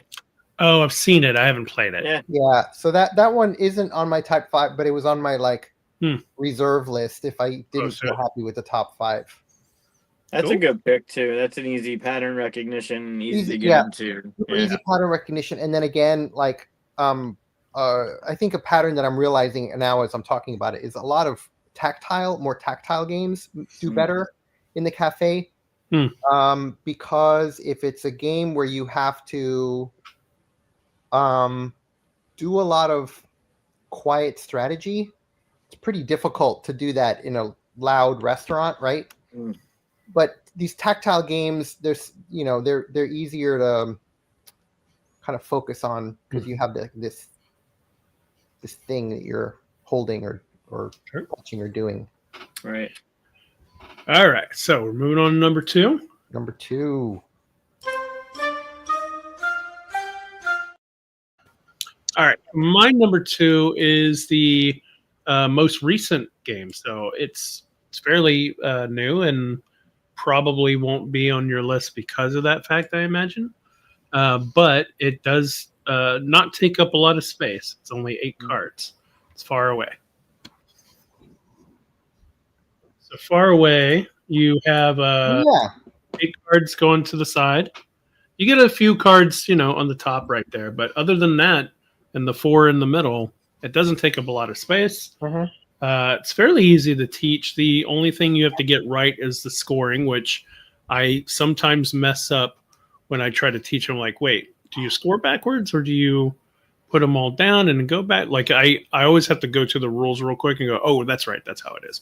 So that's the only reason why it wouldn't be a number 1 for me. But other than that little bit, it's pretty easy and quick to teach. That's a great one. I hadn't seen the other boxes, actually. Those look cool. Are all four boxes the same? They're just different.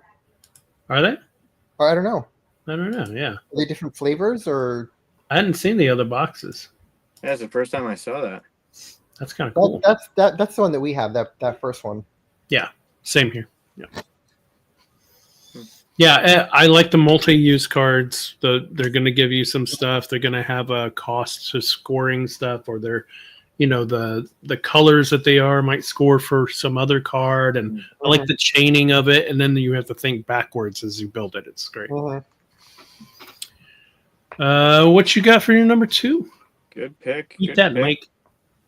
I'm gonna go with Wine Cellar, Oh, that's a good one too. which is also fairly new, but I think it's a good fit for a game cafe because I mean you're curating a wine collection. Yeah. I think the way the game plays, once you lay that first one down, you're either playing on top or bottom. There's no inserting. There's no overthinking. I love the way that Andrew put that bidding mechanism into the game. You're bidding, you get to get what you want, and then that card that you use to bid goes into the market for next round. And there's that set collection thing, which most people understand what set collections is. It's just getting table space. It doesn't really take up too much table space. It's just 8 cards. But man, it packs a punch this game. nice. Sure. Yeah, I Viticulture like is a that good one. one too. Yeah, this one I'm this one I've loved that mechanism in the next game that's coming out. But the more I play this one, the more I love it even more. Yeah. I haven't had a chance to play that one, so I'm gonna make sure I get that to the table. That's a good one. Did we Oh. play this on a show? We have I don't think it's digital, no. Yeah, I think you showed it to me to a certain degree to where we almost played it. Like you told me exactly how to play and stuff. I don't Right. think we played this one. Yeah, the way you're putting down the cards and you can't insert. You're never gonna get the perfect thing. So that first one that you get, and what's on the left there are your clients, right? Your clients want a certain thing. They want a certain type. They want a certain region.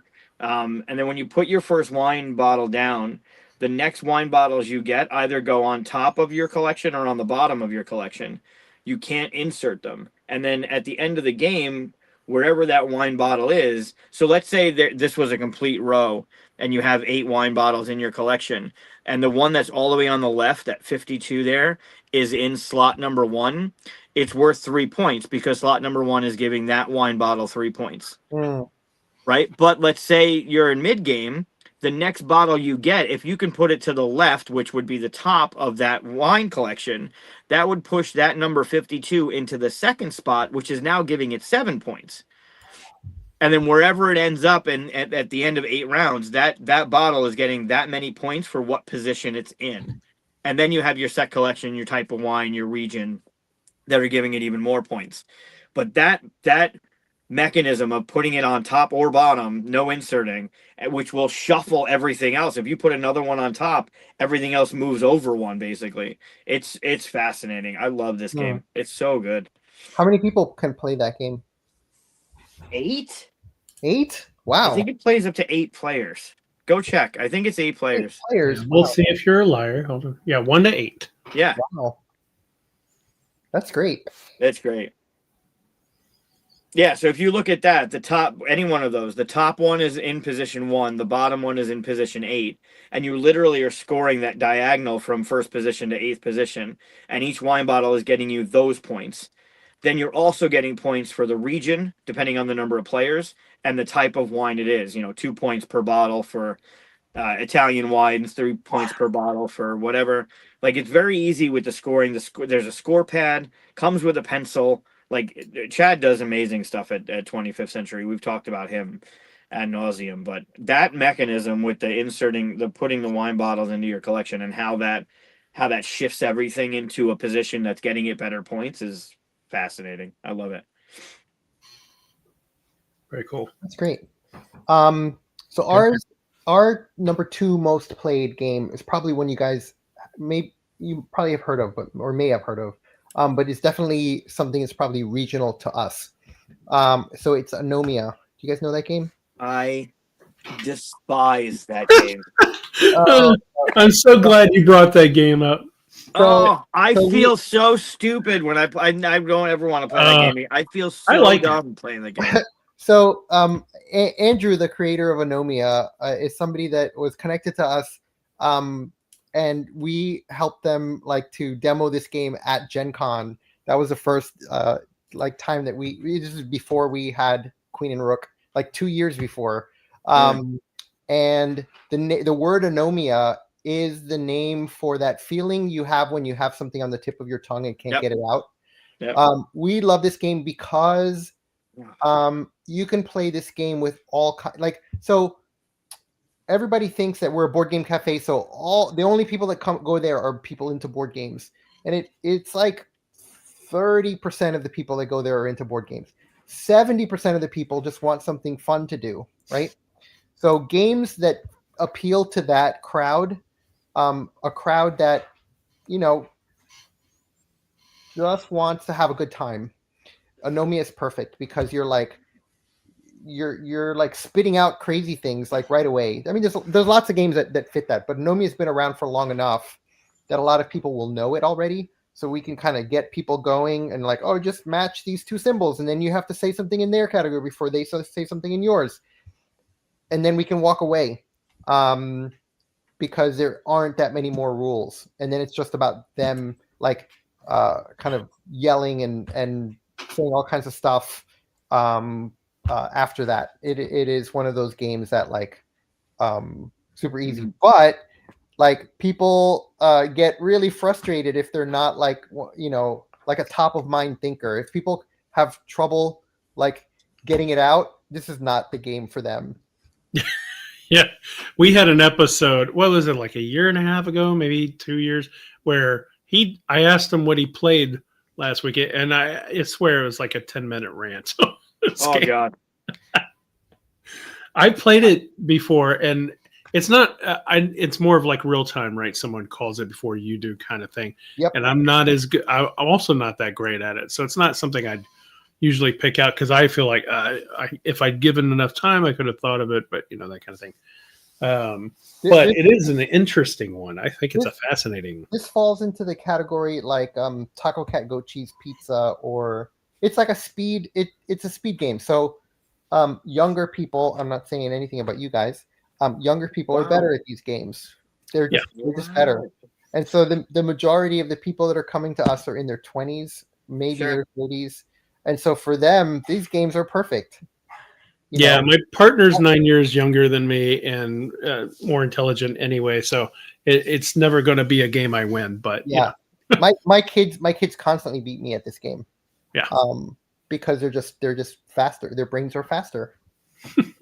Give me jungle speed. Give me jungle speed. I love it. Like thinking fast with the pattern recognition and grabbing the thing, but having to come up. I think it's brilliant that the name of the game is the thing that happens. But I played it once and it was awful. And they were like, "Oh, you got to try it again. Now you know how it works. You got to play with different."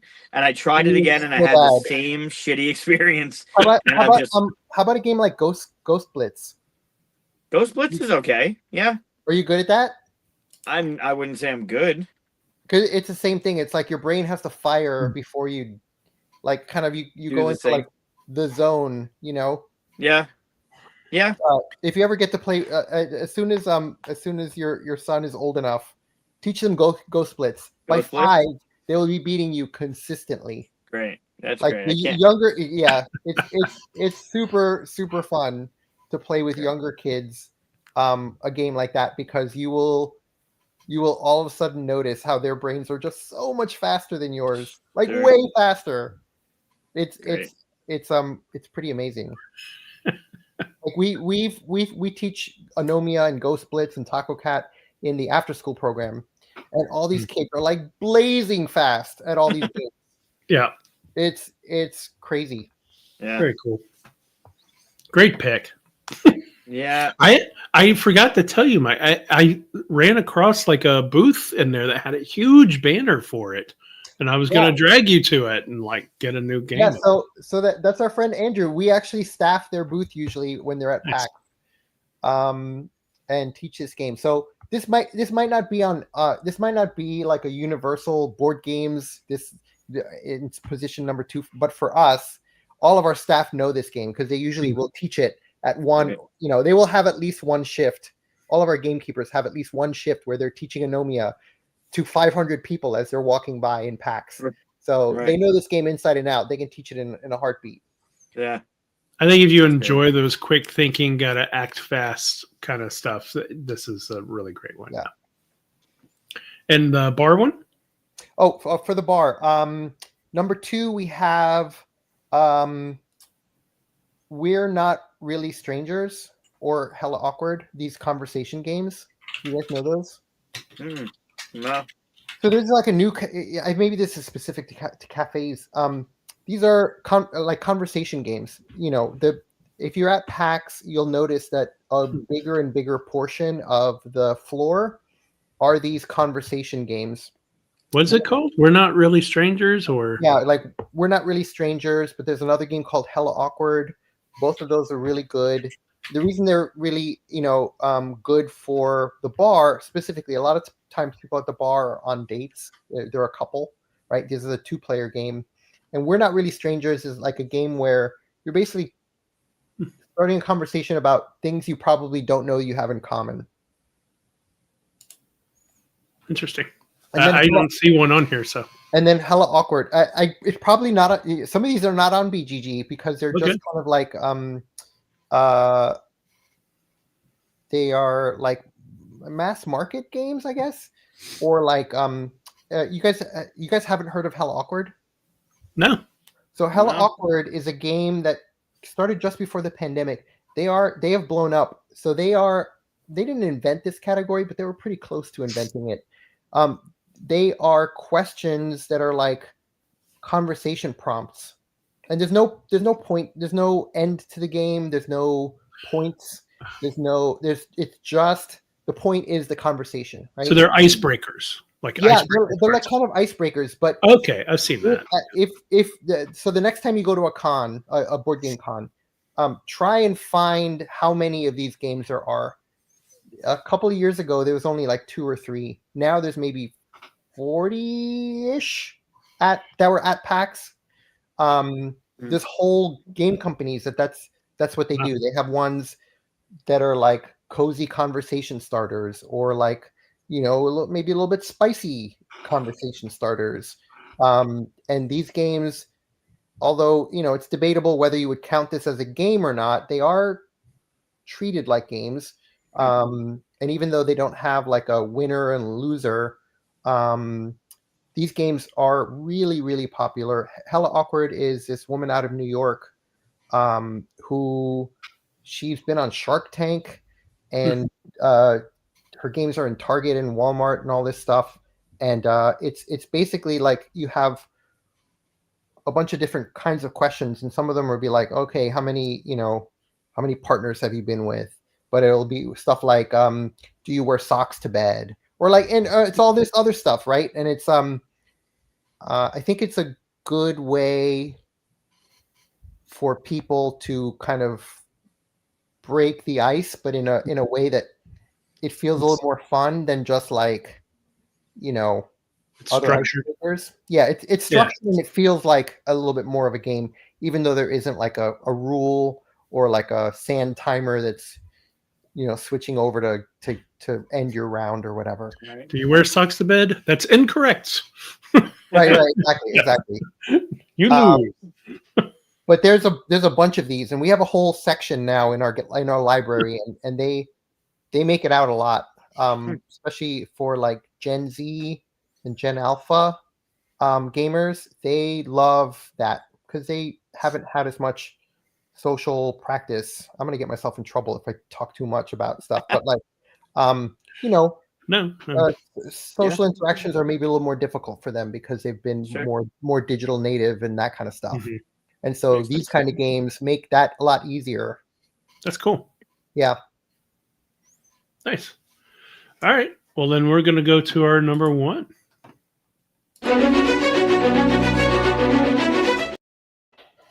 All right. So my number 1, it's probably the heaviest of them all. Still small space for taking up room. And there are some bits that, you might lose or something like that, but it's not that bad. And it is the more compressed version of a game I really love, but I love this version too. It's Istanbul, the dice. Yeah. Oh, the dice game. The dice game. Nice. Yeah. So I love the original game as well, but it's a little bit bigger with the 16 different pieces and stuff. This one takes up a much smaller presence. So yeah, there's a pretty small round table, and you can see everybody. That looks like 4 players on it. In fact, yeah, it only goes up to 4 players, unfortunately, whereas the original game goes up to 5 players, which I don't know why they made that change, but yeah, it's fairly easy to teach. You just roll dice. Those are your actions. You have a little card next to you that tells you what those actions are. You can see it kind of right here at the bottom. So depending on what kind of combinations you get, you can get 2 actions out of all the dice you roll. Yeah.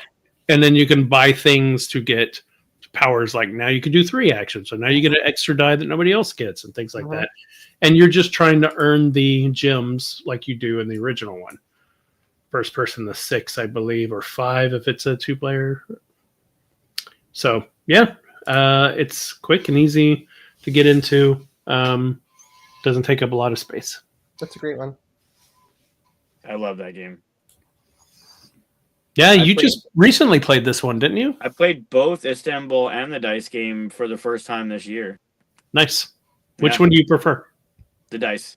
I want to play the regular one again, but I don't think it would beat the dice for me. But I think the dice one has a track that if presented, you have to take it because you will lose if not. So I don't know. I need to play them again, but I love the dice one. I think the dice one is really well done. The original 2 has been around for like a long time, right? It was like late 90s. I don't think that far. I was thinking 2006, maybe. Yeah. Maybe 2008.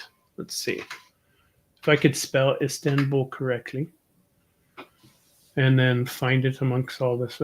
How do you spell it? It's right in front of me. Literally on the screen. It's B-U-L. That's what I have on. Oh, I put Istanbul. Okay. Istanbul. It's. Don't worry, you have been doing this for 5 years. 2014. Even later than we thought. Yeah. Huh. Yeah. It feels like an instant classic, right? So it's Yeah. I would put it in that category of like the games from from Queen games like Alhambra and like that kind of Yeah. That's how big the original one is. That's why I didn't pick the original, but yeah. A lot more pieces too. Yep. So that's mine. My number 1. Good pick. Thank you. What's your number 1, Mike? It just got mentioned by Jason in the chat. It's Skull. Oh, Skull. Nice. Skull is great. Skull does make it out to the table a lot. Skull's great. Skull, you don't even need Skull to play Skull. You just need coasters and a pen to write an X on one of them. The newer version is a different colorway. And this was, there was a Skull and Roses, I think was the first one. There you go. And the new one includes a Shamrock coaster that's like a last chance or a second chance. If you are eliminated, you get to use that coaster as like still a bidding thing. But Skull you're immediately in the lying. You're not telling the truth thing with the first coaster you put down. I love Skull. It's usually in the bag wherever I go. This and like cockroach poker, but Skull it's so easy, so quick. You're doing it before your drinks come out or your apps come out. Doesn't take much room up at all, and you're up and playing it really quickly. Yeah, we got a couple years ago. They made a promo that was a 7th player. It was based on the each of the coasters is based on like an ancient like a civilization that has used skull and skull imagery, the Japanese and the Vikings and West Africa stuff. And they made one that was like Mesoamerica. It was like a jaguar skull. Do you have it? No, someone below says people don't make coasters enough, and I was showing off the cardboard. So we have the 7th player in the version in the library, and I love showing people that game. We use that game a lot. Actually, we have a high school program for kids, and teens love this game especially because they're sort of allowed to lie, right? They're trying to figure out who's lying. It's a great game. Yeah, I've never played it. I love Skull. This is one of those holes in your repertoire, right? Mm-hmm. We got to fix that. We got to play Skull. Skull's great. Yeah. So my number one is, you probably never would have guessed it. The game that is on the table almost every single day that we are open is Wingspan. Wow. Which you would not think, which you would not think for a board game cafe, but it kind of speaks to. If you had asked me 3 or 4 years ago, it would have been Catan. Because, but it's Wingspan right now. People love this game in a way, and you're playing it at a cafe because we have it. A lot of, people will not have it at home or whatever. And they just love playing it at a big table with their friends for like 2-3 hours. It's the one game that we teach that is the longest. So like all the other games are like a 1 minute teach, 2 minute teach. Wingspan is a 20-minute teach at its shortest, right? And we can get it down to like 20 minutes, like 15 to 20 minutes. And yet people constantly ask us for Wingspan, or now Finspan and Wormspan will make it out a lot too, but still Wingspan is like the number one game that makes it out to tables. It's so fun, right? Like it's the opposite of all the other rules that I gave about what makes a good game for a board game cafe. Like a lot of pieces to lose, a lot of cards to keep track of. Do you think it's because of the teach? Like, is it a lot of people coming in playing it that already know it, or is it like you have to teach it almost every time it's pulled off the shelf? Yeah, that's exactly it. People want to go somewhere. They go, I've heard of this game. Yeah. I want you to teach it to me.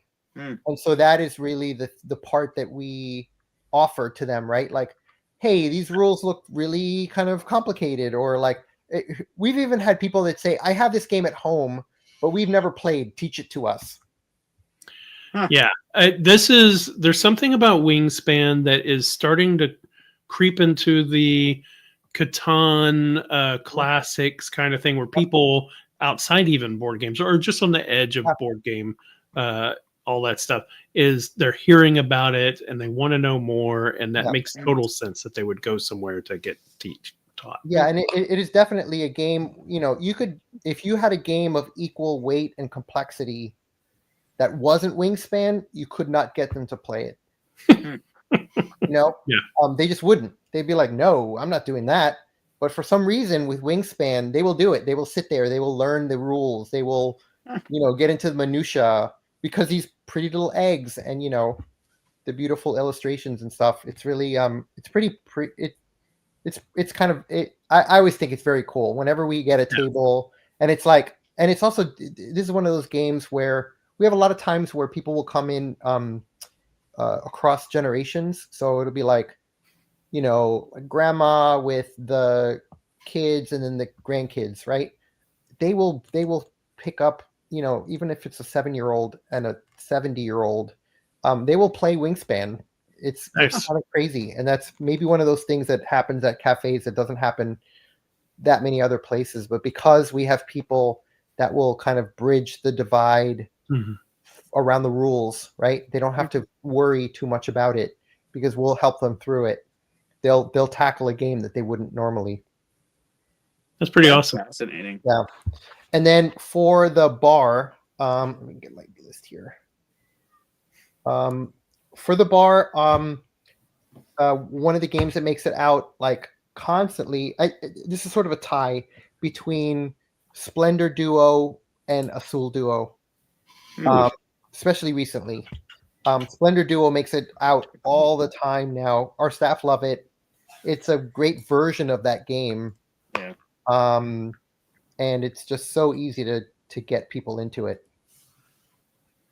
Yeah, I have not played this version yet. Have you played it, Michael? Yeah, it's a good one. I like it. Yeah, it's a pretty small board, super small box, and yeah, I mean, I guess the caveat I should say is like the number one, the true number one game that's played in our cafe, bar none, is still chess, right? People will still break out a chessboard. They could have it at home. They will pay $7 to us each to sit and play chess against each other. But I kind of discount that because we're not really doing anything in that. We're not teaching anybody chess. We're just lending them our game. But if we have to teach it, these are the games that make it to that. Very cool. Yeah. I think this is a pretty good list here too. Oh, Hughes and Q's. Yeah. A lot of people play Hughes and Q's. A lot of people play Ticket to Ride. We don't have to teach Ticket to Ride very much. And Settlers. So we have a 3D Settlers of Catan, like a big honking one, like $300 set. And people definitely play that a lot. Tiny Towns also. Tiny Towns is good. Yeah. Oh, Boop. I should have talked about Boop. Boop makes it to the table all the time at the bar also. Yeah, makes that's sense. a good one. Yeah. Yeah, it makes sense. Yeah. There's just too many choices. A top 5 almost isn't fair. Yeah. We have True. 2,500 games. Well, you see how long a show it would be if we did That's like 5, right? It's like not even 1%. Yeah. We got some honorable mentions. So many games out there. Yeah. You can do honorable mentions. I have a feeling that Flamecraft Duo is going to be, if you asked me about this list a year from now, I think Flamecraft Duo would be on that top 5 because even just since PAX, I've seen it on the table every day. Oh, nice. Wow. That's every awesome. Day. Yeah, our staff love it. People, it's super easy to learn. That's definitely going to be one of those games that people, and the box is so great. Yep. The deluxe box with that little clasp, genius. Good pick, Jason. You got some good picks, man. Celestia is another one of my favorites. Celestia. I love Celestia. Yep. I saw that out on a booth. Actually, they had it laid out where you could play it a little bit and stuff. That was good. Yeah, because they just did a new edition. I wish they had cleaned up a little bit of the. Yeah, we don't have the new edition. Cards. I have to get it. They didn't do as far as I know. They didn't do much to it. Big. It's bigger. It's huge. It's big. Yeah. But they didn't change the rule book, and they didn't change the direction of the action cards. I still, as easy as that game is, I still have to, when I get the card, I still have to look it up in the rule book and figure out. Wait, so who gets to use it? Does the captain get to use it? Am I throwing someone? Do I have to wait until everyone else? There's always that thing with those. It just was never clear in the rules. Like it could. I was really surprised that none of you mentioned. I thought one of you was going to say Love Letter. Not a fan of it myself, but I could see it being very useful. So the reason is because we didn't really. Nobody said any deception games, or except for Skull. Yeah, true. But like Betrayal is another one that gets played a ton. Great game. Betrayal in the House of the Hill. Yeah. Oh, okay. That's kind of cool. That gets played at the that's cool. Do you have the D&D version, Betrayal at Baldur's Gate? Yep. Yeah. It's technically a better game as far as like they've cleaned up things and stuff like that. Yeah. But I still like going to the old one every now and then for nostalgia. Yeah, we have people want both. We have second edition and third edition of Betrayal because some people will like one version and not playing the other one. Yeah. I could see that. But yeah, it's an interesting world because I think the board game cafe, the world of the board game cafe is a very specific niche of board games because there are lots of great board games just don't work well in cafes that like for a while I thought Arcs was going to be something that was played a ton because people were really excited about it, but it's such a big game on the table that people won't play it as much. Root is the same, Root is a great game. People play it, love Ooh, the Teach though. but the Teach is too long, right? So for us, the Teach is too long on some of the games. Same reason why, unless you're at unless you're having a wedding at the cafe, you're probably not playing Scythe. I would, but yeah. Oh, that's pretty cool. Any other honorable mentions you want to throw at it? Either one of you? I had one that would take up a lot of room, especially now that I bought the goes up to 8 players version that was next to us, which is Guild of Merchant Explorers. Oh yeah. Yeah, I just got that from they were in the booth right next door to us. So I was like, what is that? And ran over there and got new maps and all that stuff. But it's basically a roll and write, but you don't roll and write, you use cubes, right? So pretty easy to teach and stuff. So, and I'm surprised Sagrada didn't make your list. Right? Because I was gonna say a couple years ago, Sagrada was on the table a lot. Like if this had been 2 years ago, Sagrada was on the table like as much as all the other games I mentioned, but it hasn't. People will replace one game with another kind of thing, and I think it probably in a year or so, Azul wouldn't be on my list because people are replacing it with other games like Flamecraft or like Harmony, or like a couple years ago, Potion Explosion was on the table all the time, like 3 years ago. Potion Explosion was something people were playing all the time. How many times did you hear marbles hit the ground and go flying? Right. That's one of those reasons that we don't get it played as much. That's funny. But like people were playing before the pandemic, people were playing Pandemic all the time. Still people play Pandemic, it's just a little bit less, maybe. Yeah. What about games like Horrified? People play Horrified and all the flavors of Horrified. Especially because it's a pretty easy cooperative game to play. Our staff really love Call of Cthulhu. I'm sorry, not Call of Cthulhu. Cthulhu Death May Die. Oh yeah. Even though that one is a longer teach and a longer game, when we have people that are up for it, we will absolutely bring that game out and that and like Arkham Horror and a lot of the horror games. Oh, or like what's that game? Escape from the Dark Castle. Okay. Oh yeah. Yeah, that one gets played a lot too.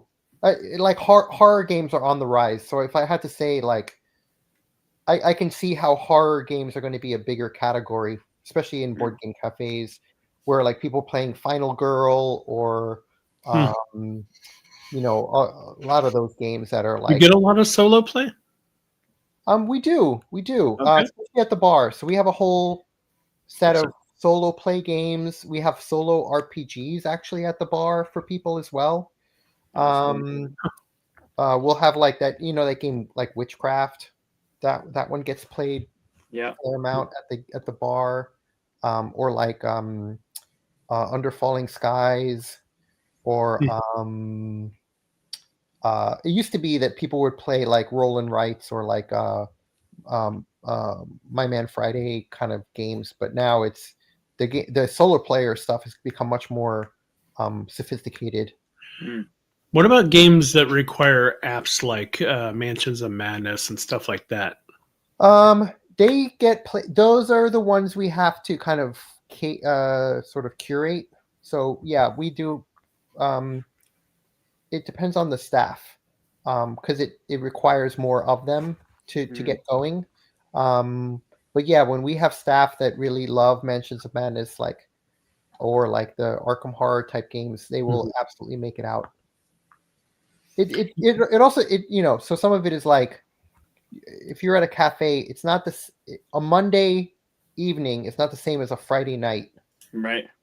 So you can do something on a Monday with a group that you can't do on a Friday. Right. You might be able to spend a half an hour with each table or 45 minutes to teach them, to go through a round of Mansions of Madness or like, really set up Betrayal or something. You can't really do that on a Friday night. It's just too many people, and you have to kind of teach quicker games, because and they're there for different reasons, right? Somebody coming in with a group of 4 people or 5 people on a Monday versus a Saturday, they're looking for a different thing, then you have to kind of be aware of that. Right. Makes sense. Yeah.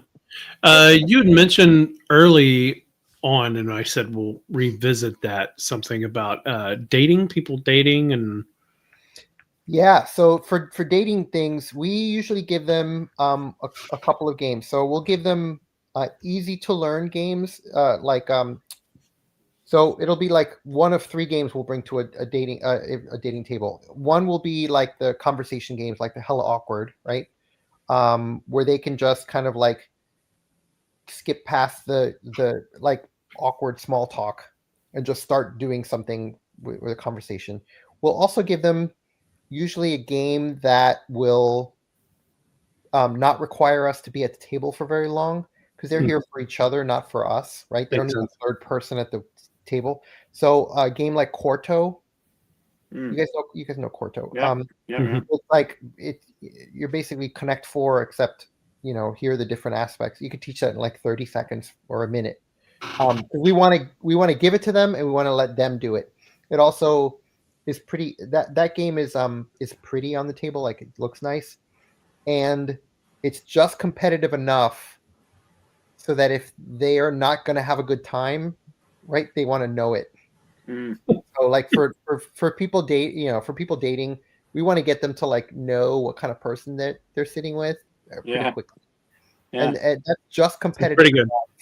Just competitive enough that like, and then the third one we will offer usually is a cooperative game, something pretty easy, something like Forbidden Desert or Forbidden Island, something again that we can kind of teach really quickly, and it's like a entry level cooperative game, Mm-hmm.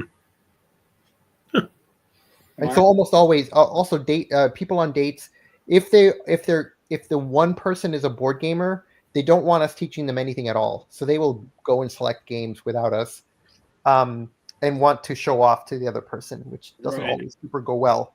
Yeah, makes sense.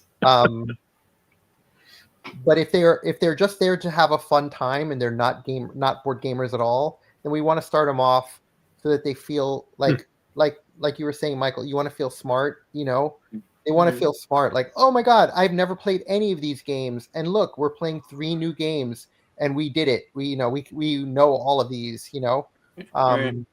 so we want to make them feel good about being in a place that they weren't sure they were going to have a good time in.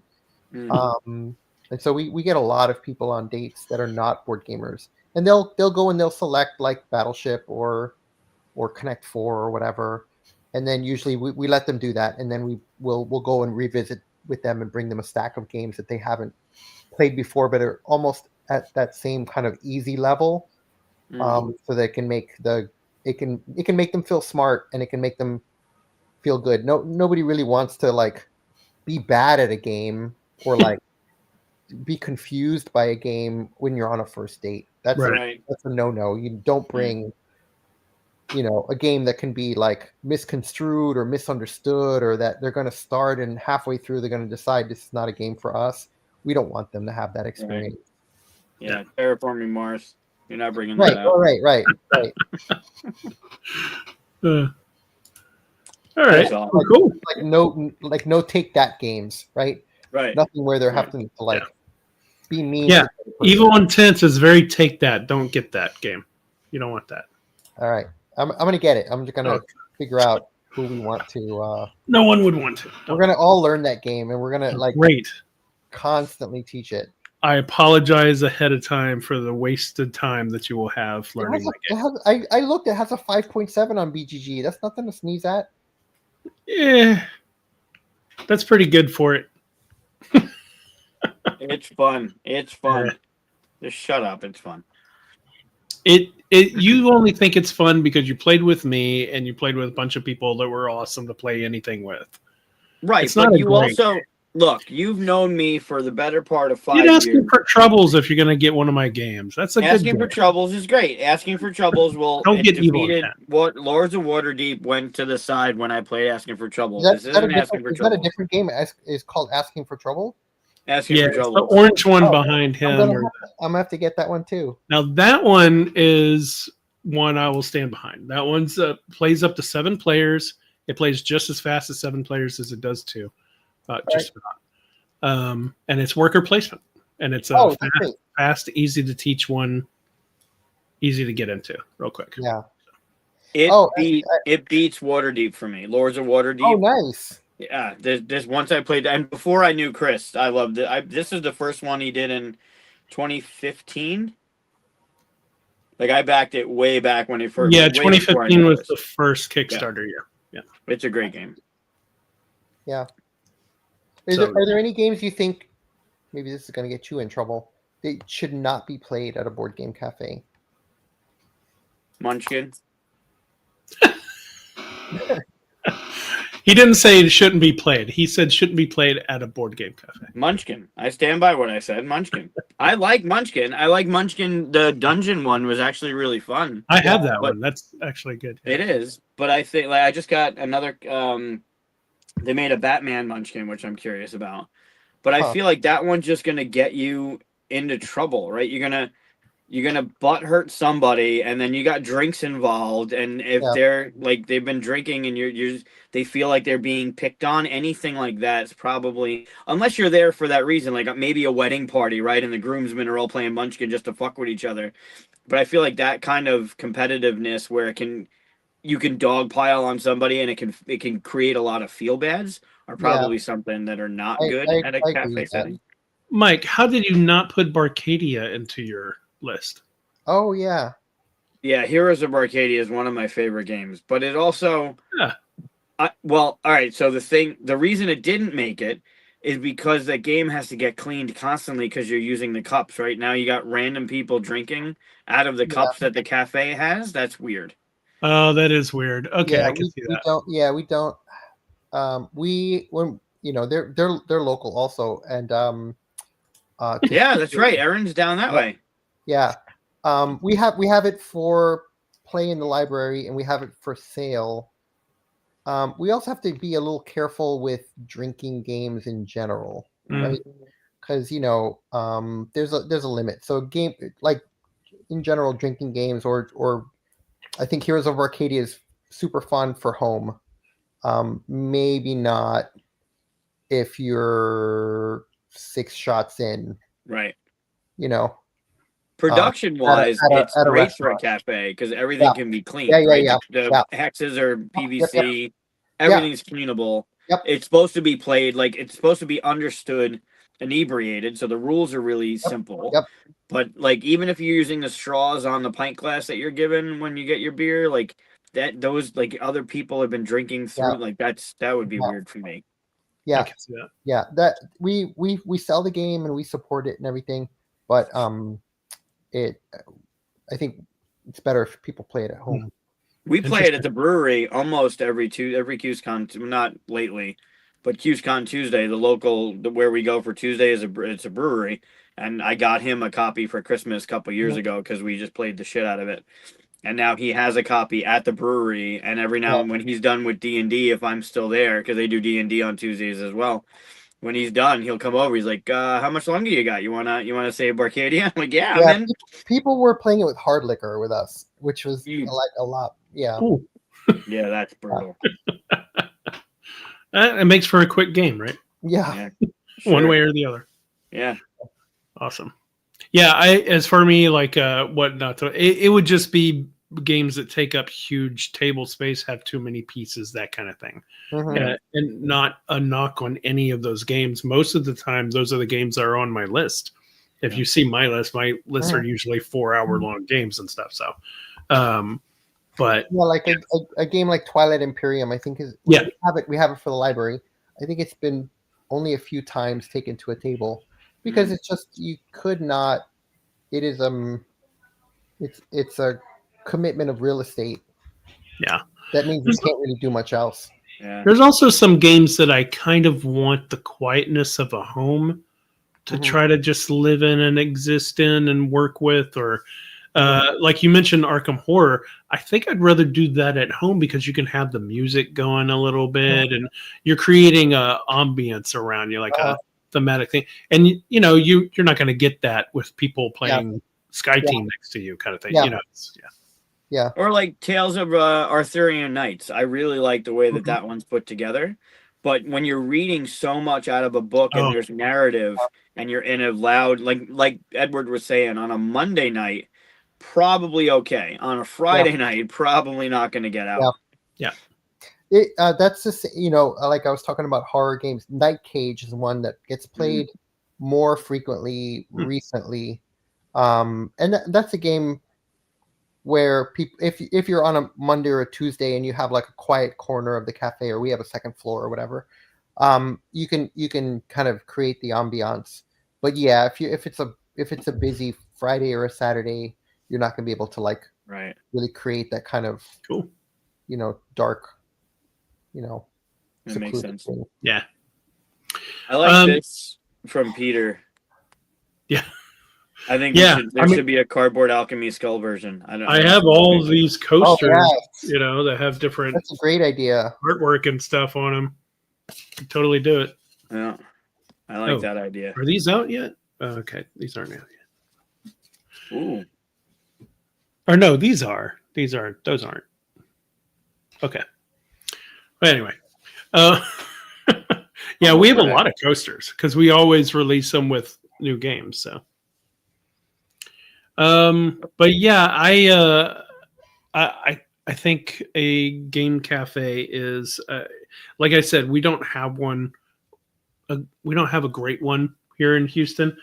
We had one that was okay and it went away and I wasn't surprised. It's more of like the Ami. Like I went into yours and it's just immediately like I want to see every nook and cranny of this place. This looks cool. I'm being greeted by people or smiling and want to, what can I get for you? What are you looking for? All this stuff. I didn't get that into. I've gone to 2 different ones here. And it was very like, what do you want? Kind of thing. You walk in, there's games over there. What's that all about? You can play games if you want. That kind of like, and then they weren't around for very long for obvious reasons. It is very similar to like the FLGS, Exactly. If you are fortunate to be in a town with a great local game store that is like friendly and welcoming and, it's not just the people they know, but it is new people also, then that's great. But then there are many, there are some that aren't that way, and it's immediately evident which one you're in. Right. And I think that's true for some cafes. I haven't been to all of them. And there are more than there were even when we opened. But I think there are lots of great ones that do kind of put an effort into making you feel like they want you there, right? Not that you're intruding on something private. Right. Yeah, that's a good way to describe it. I have a weird. We have a game store close to us that's a fantastic game store. They have rooms and they have large play areas and stuff like that. Very friendly staff, but they have like a little tavern area and it's very small, but it's very separate too. So it doesn't feel like you're going into a board game cafe. It feels like someone made a little tavern part that you could play games in. And it's got, I think, maybe 5 tables in it. And that's how big it is, kind of thing. So again, not the same feel, but it is at least that welcoming feel and stuff. But I would love to have a place like yours around here. I just, hopefully somebody makes one. If not, before, hopefully. Or if you wait long enough, maybe we'll do it. But it is, it's not easy. So that's part of it, right? Like people that have they have a great local game store that they've turned into a great community space. And then you tell them oh, you should get some food. Oh, and you should start selling drinks. So you should triple your staff and quadruple your liabilities. Yeah. And also you have to get 4 kinds of insurance now. Licenses and or you're going to have multiple, kinds of plumbers and electricians and, and that's even if you don't have any kind of cooking. So then that's a whole other thing. Right. So I know why there aren't more of us, because it is, you're doing 2, we're always doing 2 for us, we're doing 4 businesses. We have a after school program, we have a store, we have a restaurant, and then we have the basically game curation and teaching, and that's the arcade. and the arcade, right? That as well. And event coordination and weddings and parties. The catering, all that. So I know why there aren't more of us, because it is it has to be something that is entirely a labor of love for whoever's going to do it. And just like a lot of the board game industry, you're not going to make as much as people think you're making, even if you're the biggest one. Like we're the biggest one on the East Coast, maybe biggest in the country. Maybe if you count the store, we're at like 9,000 square feet or 9,500 square feet. Wow. So we're pretty close to biggest, depending on how you measure or whatever. But it's rough for everybody, So like, hopefully one opens up in Houston. I can't imagine. I can't imagine that there wouldn't be a market for it. Right? Like there should be a market. It's hard. Our board game culture here is just not as well developed as some other cities. I've tried to go to large groups and stuff, and it's more like, and maybe it's just the nature of the culture here, and that nobody goes outside because of the heat. But more people meet at their own homes, and that's it. And there's not a lot of connection in between. Yeah. They won't even go to bars and things. I mean, they do, but there isn't like board game. I'm saying just board game people who play board games. The groups, like there's a few groups that meet at restaurants, but for the most part, anybody that plays board games usually has just like a little home group that they play. I would say the vast majority of our clientele are not board gamers. So if anyone out there is listening in Houston and thinking about it and going, oh, well, we don't have a big enough board game community to support one. That's not, they will be there on your quiet days to keep you open on those quiet days, but your Fridays and Saturday nights will not be made up of board game people. Interesting. They are, it's like, have either of you ever been to belonged to a bowling league? Not belong to one. I know what they are. me neither, right? But you've all gone bowling, right? Yeah. Yeah, it's the same thing, right? Yeah. I don't need to belong to a league Fair enough. in order to go to a bowling thing, right? Yeah. It's the same thing. People that are serious about it will be there on your quiet nights, right? But the rest of the people will go because they're like, oh, this sounds like a great thing to do, and they will be the ones picking up, your code names and your kind of they'll be playing Anomia. Yeah. Awesome. I'll be there on your quiet nights. Yeah. And there has to be room for that too, right? There's the people that are so I would say somebody out there in Houston is thinking about it.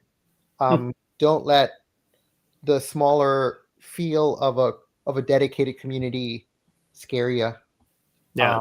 I mean, the people might be there. We're the fourth largest city in the country, but we just don't have it at this moment. So yeah, there isn't anything specific about Philadelphia's board game. Philadelphia is not known as a giant board game community like Indianapolis, let's say, where they have like so many board game stores and cafes and culture and all this stuff, or like Minneapolis, right?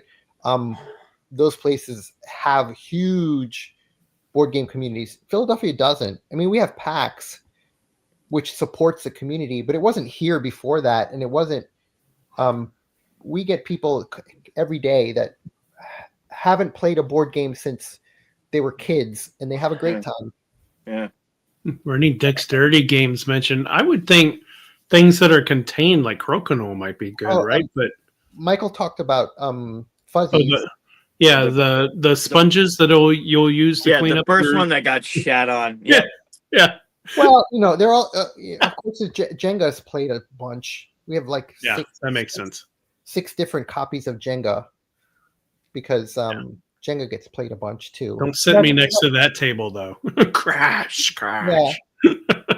That's the same. That's the same group that I'm talking about, right? They're not the board gamers. They're people there to do something fun. And that's what the Jenga's for. And then maybe they'll be like, oh, what's that game? And then they'll get into something a little meatier. Well, then you bring out Rhino here, or those people that are playing Jenga, right? Like people are familiar with Uno and they're familiar with stacking. Rhino here is a little bit more gamery. Right. Nice. Yeah. All right. Well, this was great. Yeah. It's amazing. Thank you guys. Yeah. Great game. I mean, great show. And we Great did game. under 3 hours. Under 3 hours. Under Yeah, three. anytime we could do it under 3 hours is a miracle. No, this was fantastic. It's always, I mean, I love talking to you. And I Likewise. can't talk about you enough and the stuff you do. So thanks for taking the time. I'm sure, you know, hopefully you're all recovered from PAX. But taking time away from the cafe to talk with us for 2.5 hours. I appreciate you. This is a ton of fun, and thank you guys. And you gave me some new games to find and bring Awesome. in. So, thank you. Send me a picture when you get Evil Intent so I can shove it in I Chris's face, too. absolutely. It is. Don't get that one. The only reason I didn't do it while we're here is because I have to put in some credit card information. But I Don't will. get that. I will absolutely show it to you when I'll do an unboxing video. I love it. Yeah, just send me the text and I'll show Chris. Get the Troubles one. That's better. People will like that one. That one's also good. Yeah, I'll get them both. All right. Thanks, everybody, for watching. Good night. Thanks, guys. Thank you, guys.